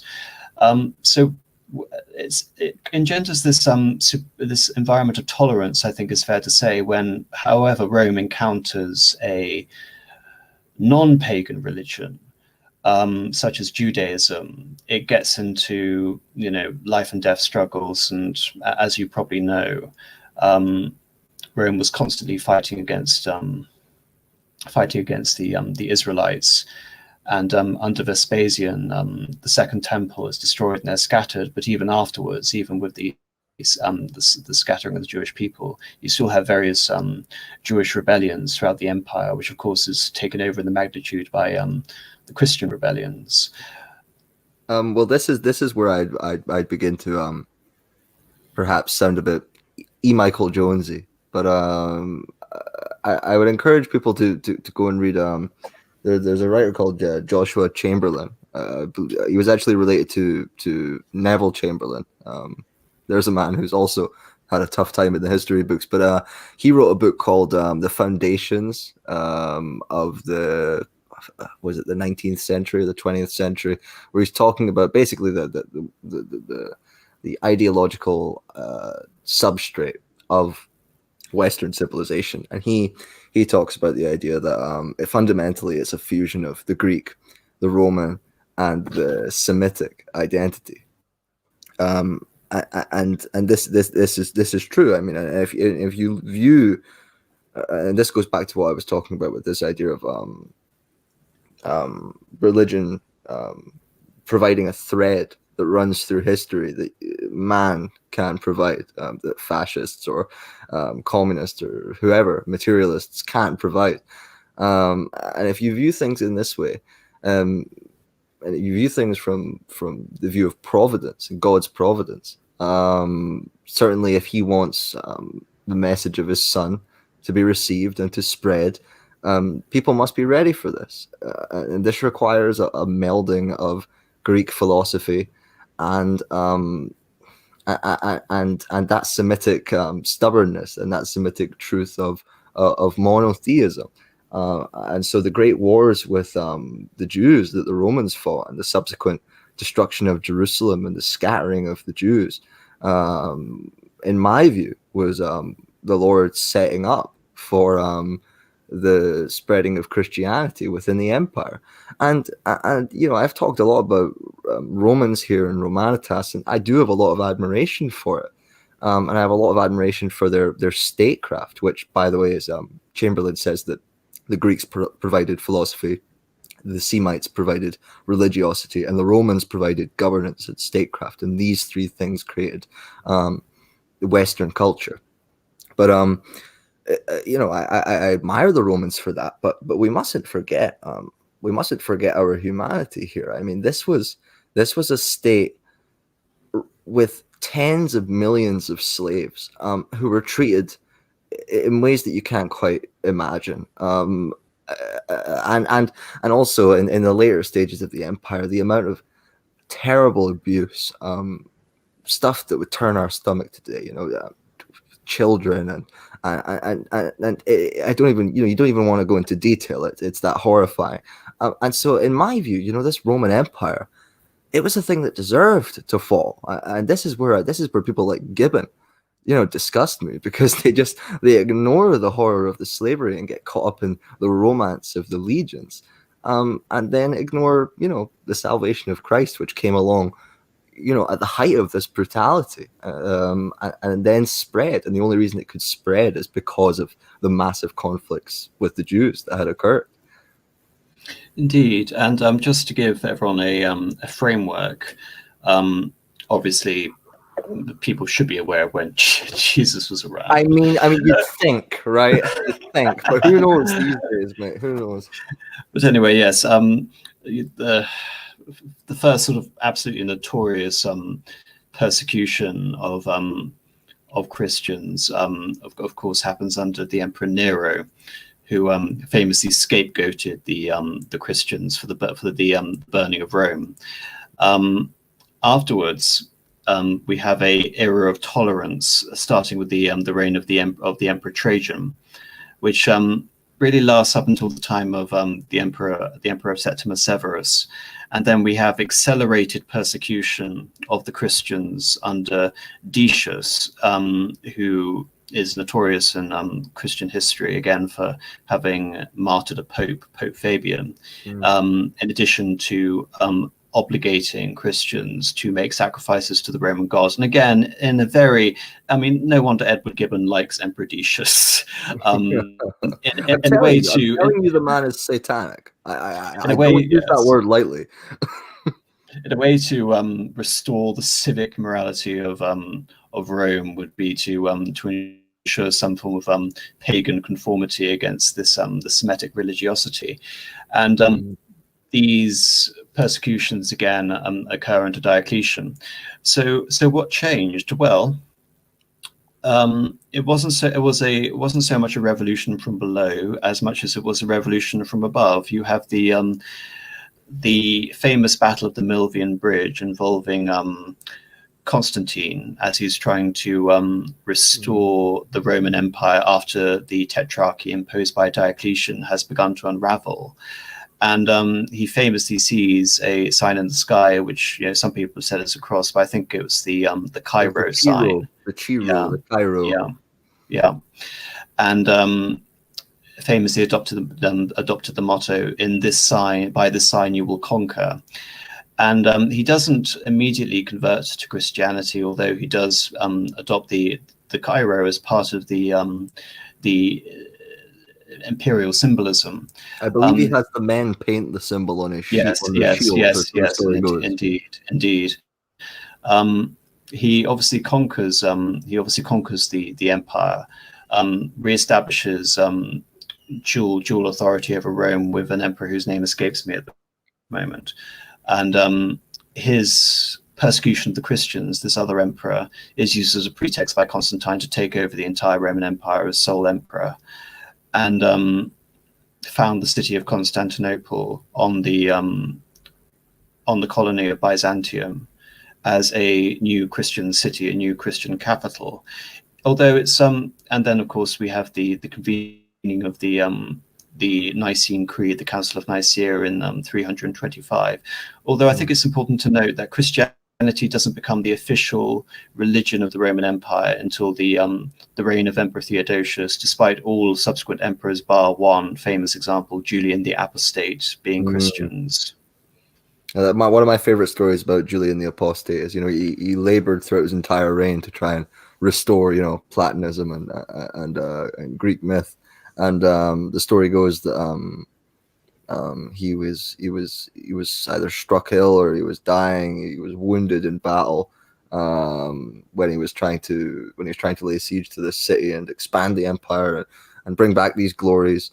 And apparently his last words were, "You have won, Galilean," which I love that story. I thought that was a great story. But Julian the Apostate is somebody that I don't know. I think he'd maybe be worth another stream or another show. Somebody needs to do it, because I think in many ways, perhaps today we could learn from Julian the Apostate, because he failed, but he gave it a good bash. And if you want to see someone who, in true, trust the plan style, or true, Stalin style, managed to try and purge a government class of people who, he believed had a dangerous ideology. Julian did it very effectively, not effectively enough, but my point is, if we want to look for people who have tried to struggle manfully against trends that they think are damaging, of course, I don't think it was damaging. I think it was wrong. Someone like Julian the Apostate is good to look at in that regard, because certainly we need to do some struggling, because things are falling apart at a rapid pace right now. Indeed, indeed. So I think on the basis that we've now reached Christianity, I'm probably going to read this this final passage from Evola, which is from the Revolt Against the Modern World, the Revival of the Empire, and the Ghibelline Middle Ages. And of course, the assumption I have, the basic assumption, is that even though we dispense with the Roman gods, even though we have the dissolution of the blood ties, the blood ties to Rome, we even have this undermining of Romanitas. It does periodically re-emerge under different guises. And going to the specific question of the Eastern Roman Empire, obviously most of you will be aware of the fall of the Western Roman Empire.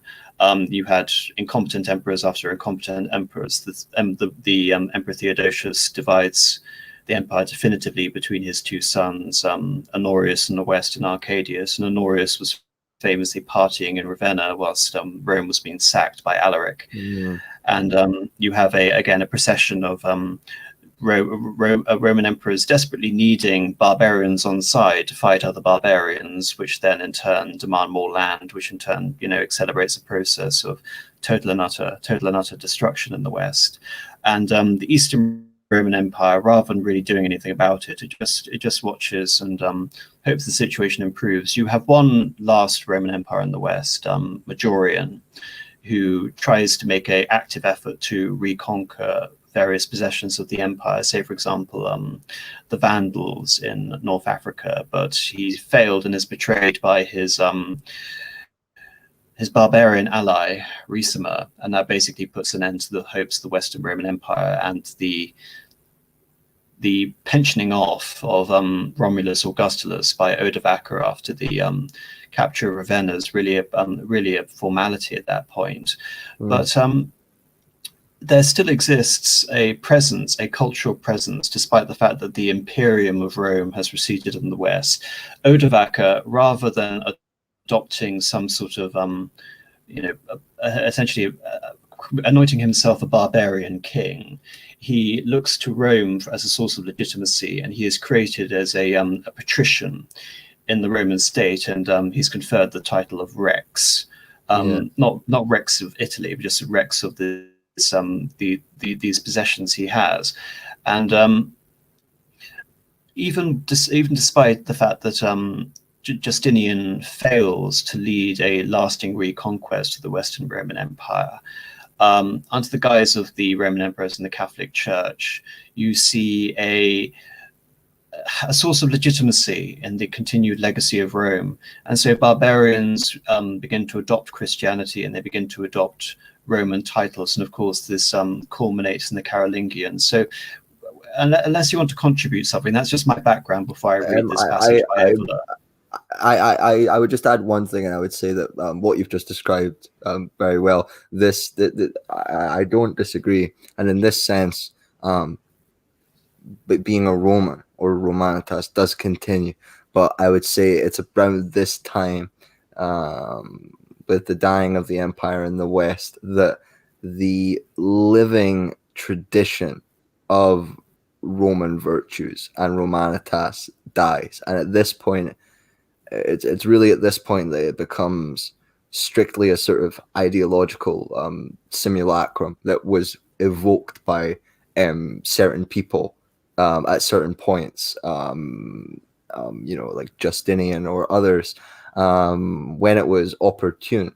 But the idea of this organically arising out of the Roman people, this was something that was no longer possible. And that's why the fall of the Western Roman Empire is considered rightfully as the end of Rome and the Romans. Of course, I disagree with you fundamentally on that point, but no, this topic of a post-Roman world, even though I would argue that Romanitas in some form in some version existed, really until the beginning of the First World War. Yes, but there are no Romans around. Show me the Romans. Well, there were denizens of the city of Rome, if I'm being very pedantic. But, come on. Yes, no, and the town council is the Senate. Give me a break. No. I'm going to read this passage by Evelyn now, if that's all right. Okay. The tradition that shaped the Roman world manifested its power vis-a-vis Christianity in the fact that although the new faith was successful in overthrowing the ancient civilization, it nevertheless was able to conquer the Western world as pure Christianity. Wherever it achieved some greatness, it did so thanks to Roman and classical pre-Christian elements borrowed from the previous tradition, and not because the Christian element in its original form. For all practical purposes, Christianity converted Western man only superficially. It constituted his faith in the most abstract sense, while his real life continued to obey the more or less material forms of the opposite tradition of action, and later on, during the medieval ages, an ethos that was essentially shaped by the Northern Aryan spirit. In theory, the Western world accepted Christianity, but for all practical purposes, it remained pagan. The fact that Europe was able to incorporate so many motifs that were connected with the Jewish and Lebanite view of life has always been a source of surprise among historians. Thus, the outcome was some sort of hybridism. Even the attenuated and Romanized Catholic version, the Christian faith represented an obstacle that deprived Western man of the possibility of integrating his authentic and irrepressible way of being through a concept and in relationship with the sacred that was most congenial to him. In turn, this way of being prevented Christianity from definitely shaping the West into a tradition of the opposite kind, that is, into a priestly and religious one, conformed to the ideals of ecclesia of the origins, the evangelical pathos, and the symbols of the mystical body of Christ. Further on, I will closely analyze the effects of this double antithesis on the course of Western history. Strictly speaking, the antithesis represented an important factor in the processes leading to the modern world. In a particular cycle, however, the Christian idea in those concepts in which the supernatural was empathized seemed to have become absorbed by the Roman idea in forms that again elevated the imperial idea to new heights, even though the tradition of this idea, found in the center of a constituted by the eternal city, had by then decayed. Such was the Byzantine cycle, or the cycle of the Eastern Roman Empire. What occurred in the East, however, corresponded to what had previously occurred in the Lower Empire. The Byzantine imperial idea displayed a high degree of traditional spirit, at least theoretically. For instance, it upheld the ideal of the sacred ruler, Basilios Autokratos, whose authority came from above and whose law, reflecting divine law, had a universal value. Also, a clergy was subjected to him, because the emperor was in charge of both temporal and spiritual affairs. Likewise, in the Eastern Empire, the idea of Romaioi took hold and came to represent the unity of those who were elevated by the chrism inherent in the particular Roman Christian ecumen to a dignity higher than other people ever achieved. The empire once again was sacrum, and its pacts had a supernatural meaning. Yet even more so during the Roman decadence, all this remained a symbol, carried by chaotic and murky forces, since the ethnic substance was characterized much more than in previous imperial Roman cycles by demon worship, anarchy, and the principle of underlying restlessness, typical of the decadent and crepuscular Hellenic Eastern world. Here too, the Byzantine emperors incorrectly assumed that despotism and a bureaucratic centralized administrative structure could achieve that which only proceeds from the spiritual authority of worthy representatives, who surround themselves with people who had a quality of Romans, not just nominally, but imprinted in their character. Therefore, the forces of disillusion were destined to prevail, even though Byzantium lasted as a political reality for about a millennium. What remained of the Byzantine Roman Christian idea were mere echoes, partially absorbed and very modified from Slavic peoples, and partially brought together in the revival of tradition constituted by the Ghibelline Middle Ages. Do you have anything to say on that? What part of that sounds Roman to you? Because what I'm hearing here is I am hearing the eastern half of the Mediterranean, which had for so long been subject to decadent Hellenism, was revitalized by the Roman conquest.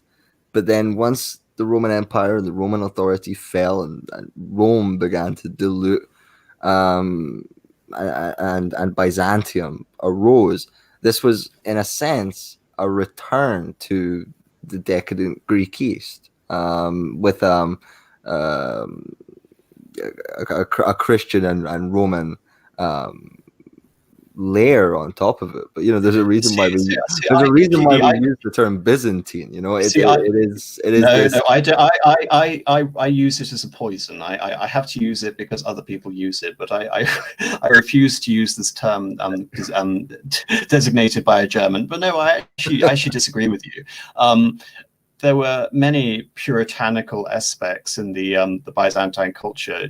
One such example I point to is the various iconoclastic controversies they had, but also just on a purely superficial note, compare the fall of Constantinople in 1453 with the fall of Ravenna in 476. In 476, the emperor is basically pensioned off and lives the remainder of a short life in a villa in Italy.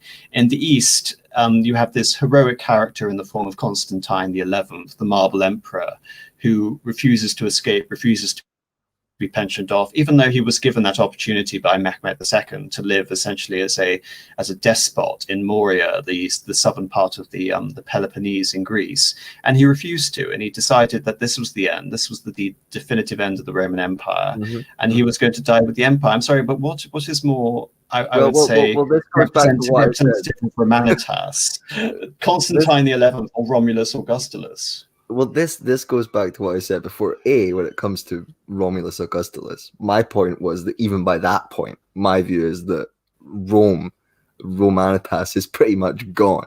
But you look at, and I said the living tradition of Romanitas through the Roman people dies with Augustulus, with the Western Empire, and from that point on, Rome becomes a set of ideas only, which are evoked in very noble and honorable ways.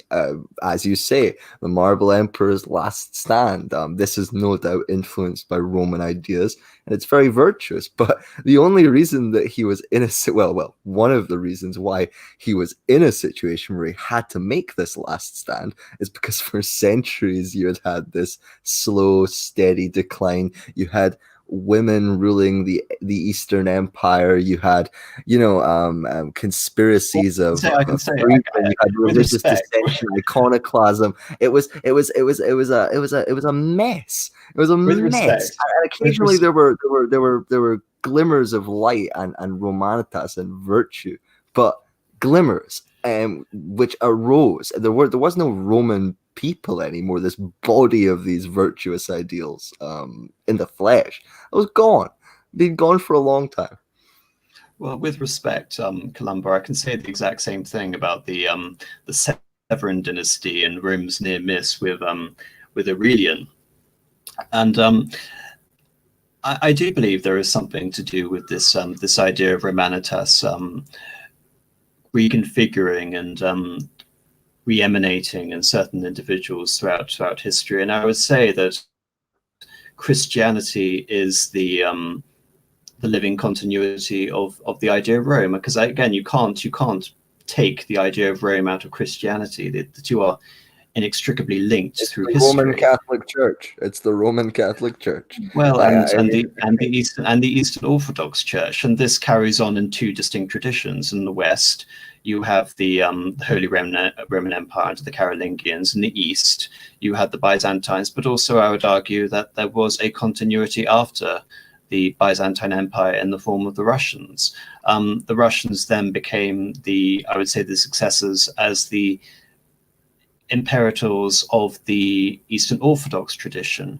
And I think, to my mind, this definitive idea of the destruction of the concept of the emperor and of, again, the Catholic West and the Orthodox East happens with the demise of the Romanovs in 1917 and their execution in 1918, which represents the end of one tradition.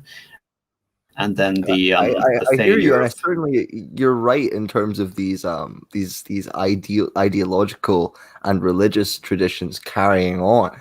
But I guess the point I'm trying to make is that around 400 AD, that is when the Roman nation, the Roman people, died off. Really, I don't think you can't call the Russians or the late Byzantines Romans in seriousness. They can be Roman in ideal, but the idea that they're the same nation or the same blood, or that they inhabit the something that would have been recognizable as the same culture to someone like Caesar or Cicero. It's very different. But yes, there is a line of continuation ideologically.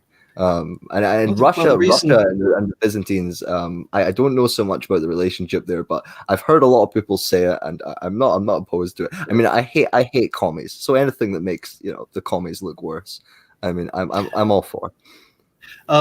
Semigog has made a point in the chat, claiming that I want the entire Christian world to be Roman.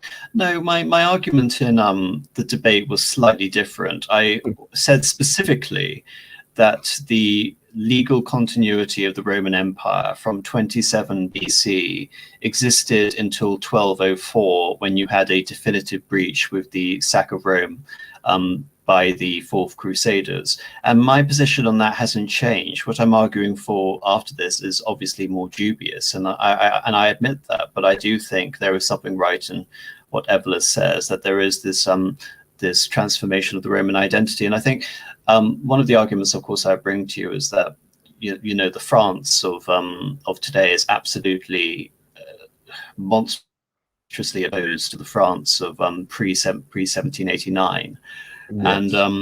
And then this sort of thing happens in many, and this is one of the reasons actually I wanted to create this as an episodic, not just a one-off stream, because I want to be able to discuss concepts, what is France, what is Russia, from this reactionary point of view.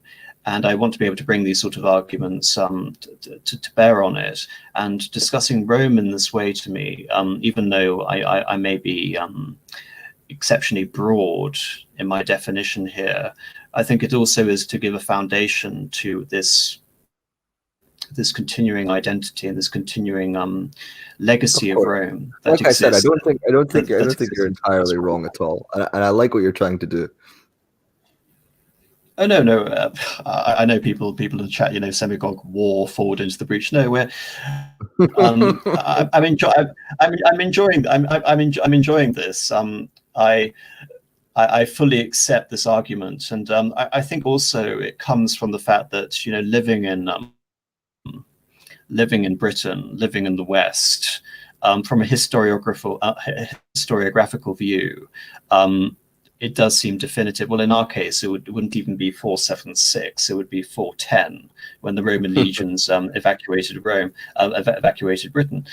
So there is again this great distance created by the rump state, which survived after the collapse of the Western Roman Empire. And like you said, I mean, with Constantine XI, he was exceptionally unfortunate to arrive at that moment where all that existed in the Roman Empire was the city itself and a small enclave in southern Greece. But I don't know if he was entirely unfortunate. I would rather be him than the emperor just before him, because we all remember him. He went out in a blaze of glory. Will I remember John VIII? I mean, but I'm strange, so I can remember John VIII, even though no one else will remember John VIII.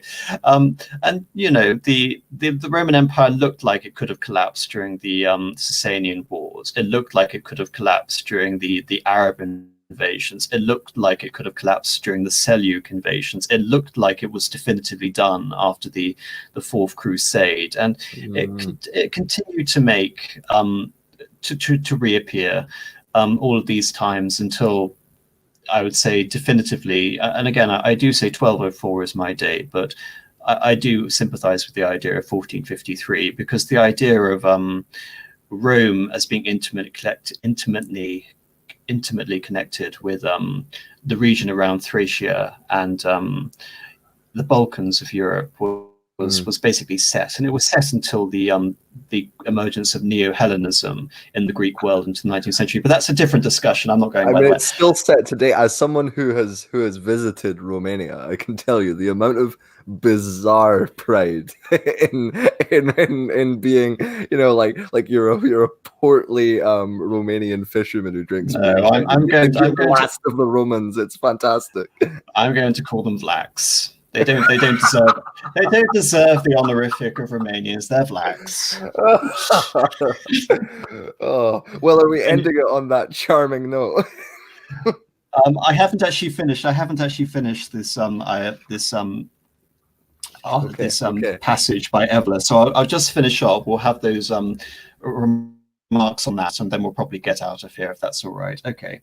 In order to follow the development of forces that shape the Western world, it is necessary to briefly consider Catholicism.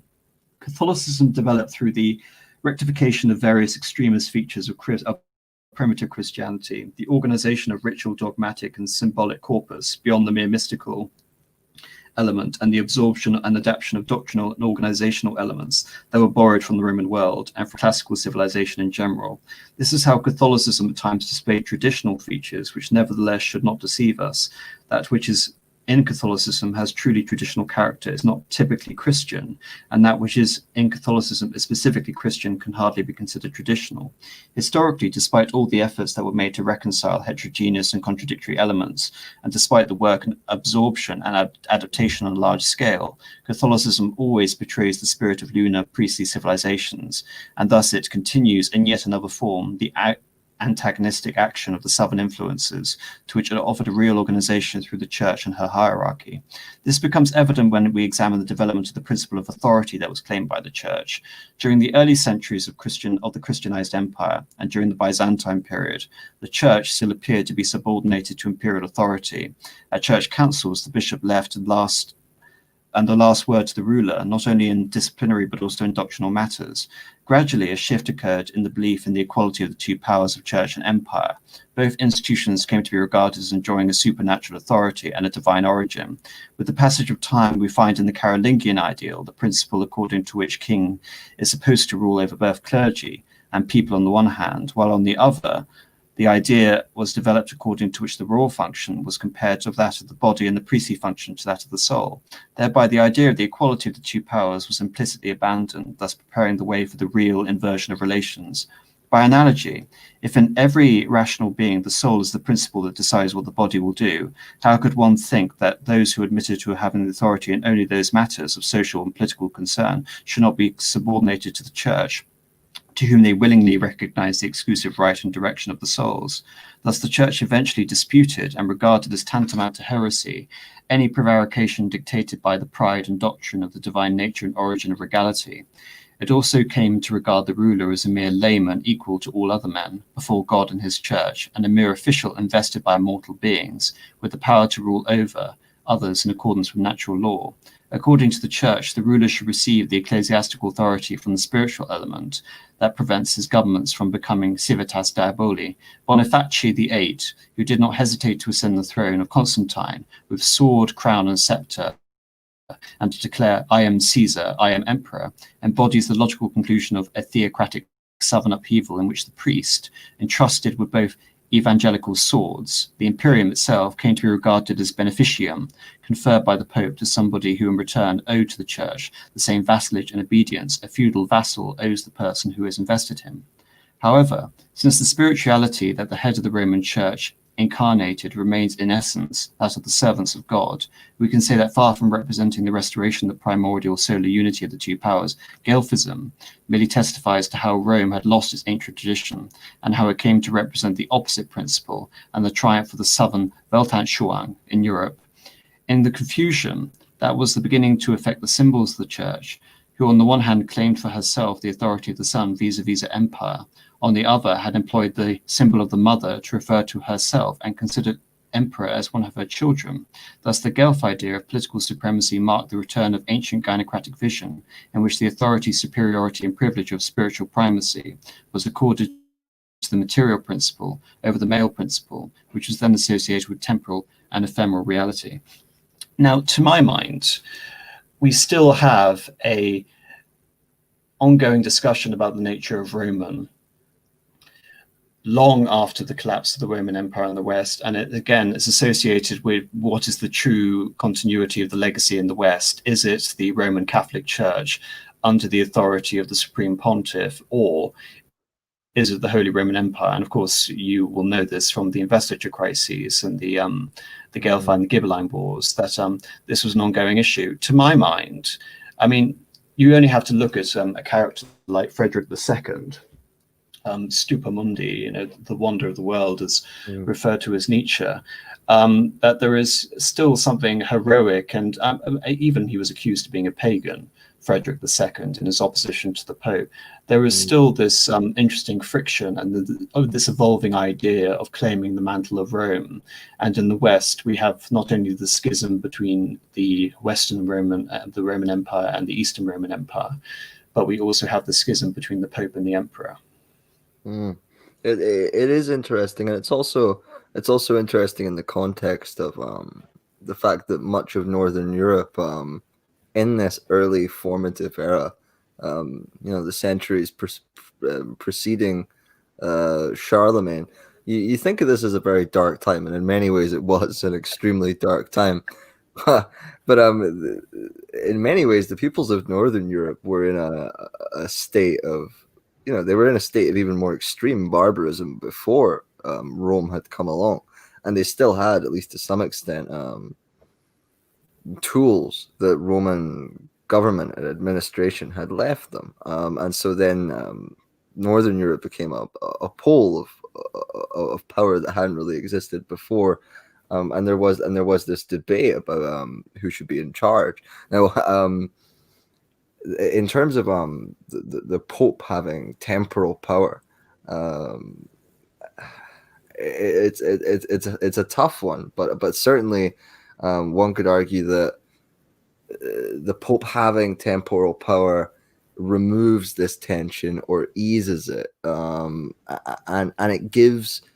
it aids the Church in keeping agency and being able to, in the same way that the emperor or the Roman aristocrats could, to some extent, reinforce Romanitas, it gives the Church power to reinforce Church ideals and not be so soft. And I think this is something that perhaps we should look at now, because certainly we need a more militant Church.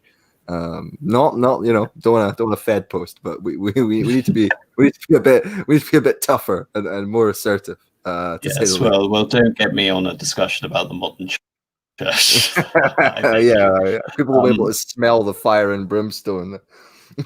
Yes, well, out of sympathy, I tend to lie on the Ghibelline as opposed to the Guelph view. I do believe that there should be an ultimate sovereignty, and again, this chimes with Evola, sovereignty of a Christian emperor, not ethno nation states as we have now, or a monstrous bureaucratic entity in the form of the European Union. And I do think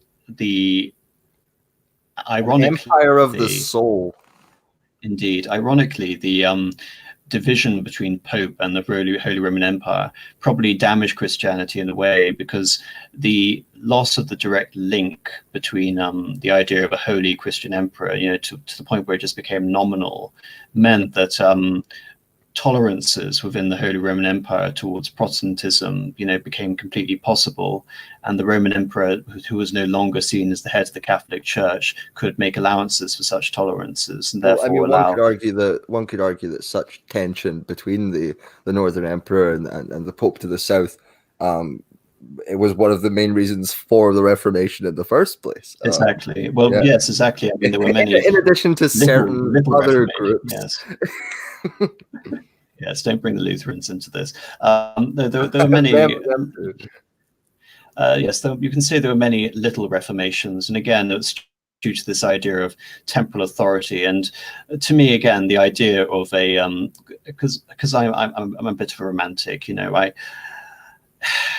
I do believe the spiritual authority should be there to advise and to guide the secular authority rather than ruling over it. So to me, having a figure like Innocent III, who I'm no doubt you're probably aware of, is just very strange. This idea of a clergyman demanding sort of universal authority and having people like King John of England under his thrall.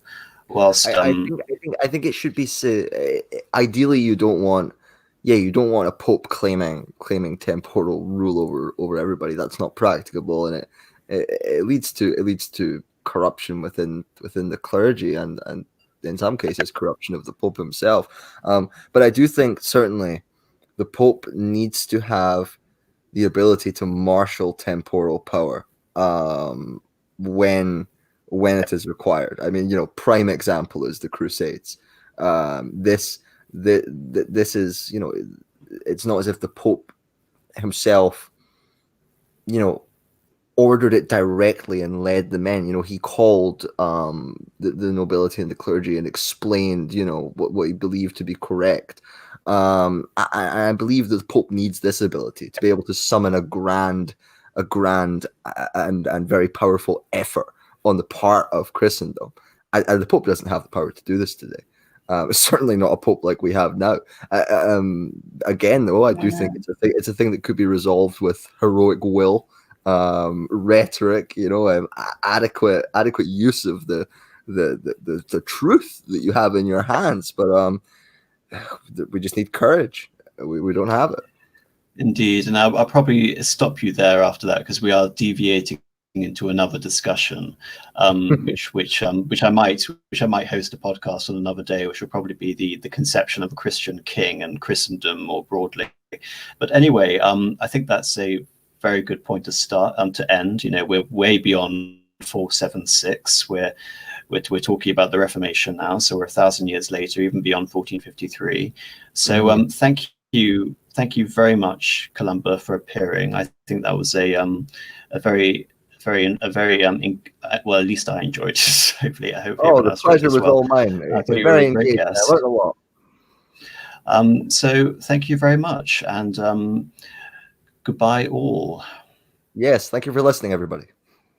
Goodbye.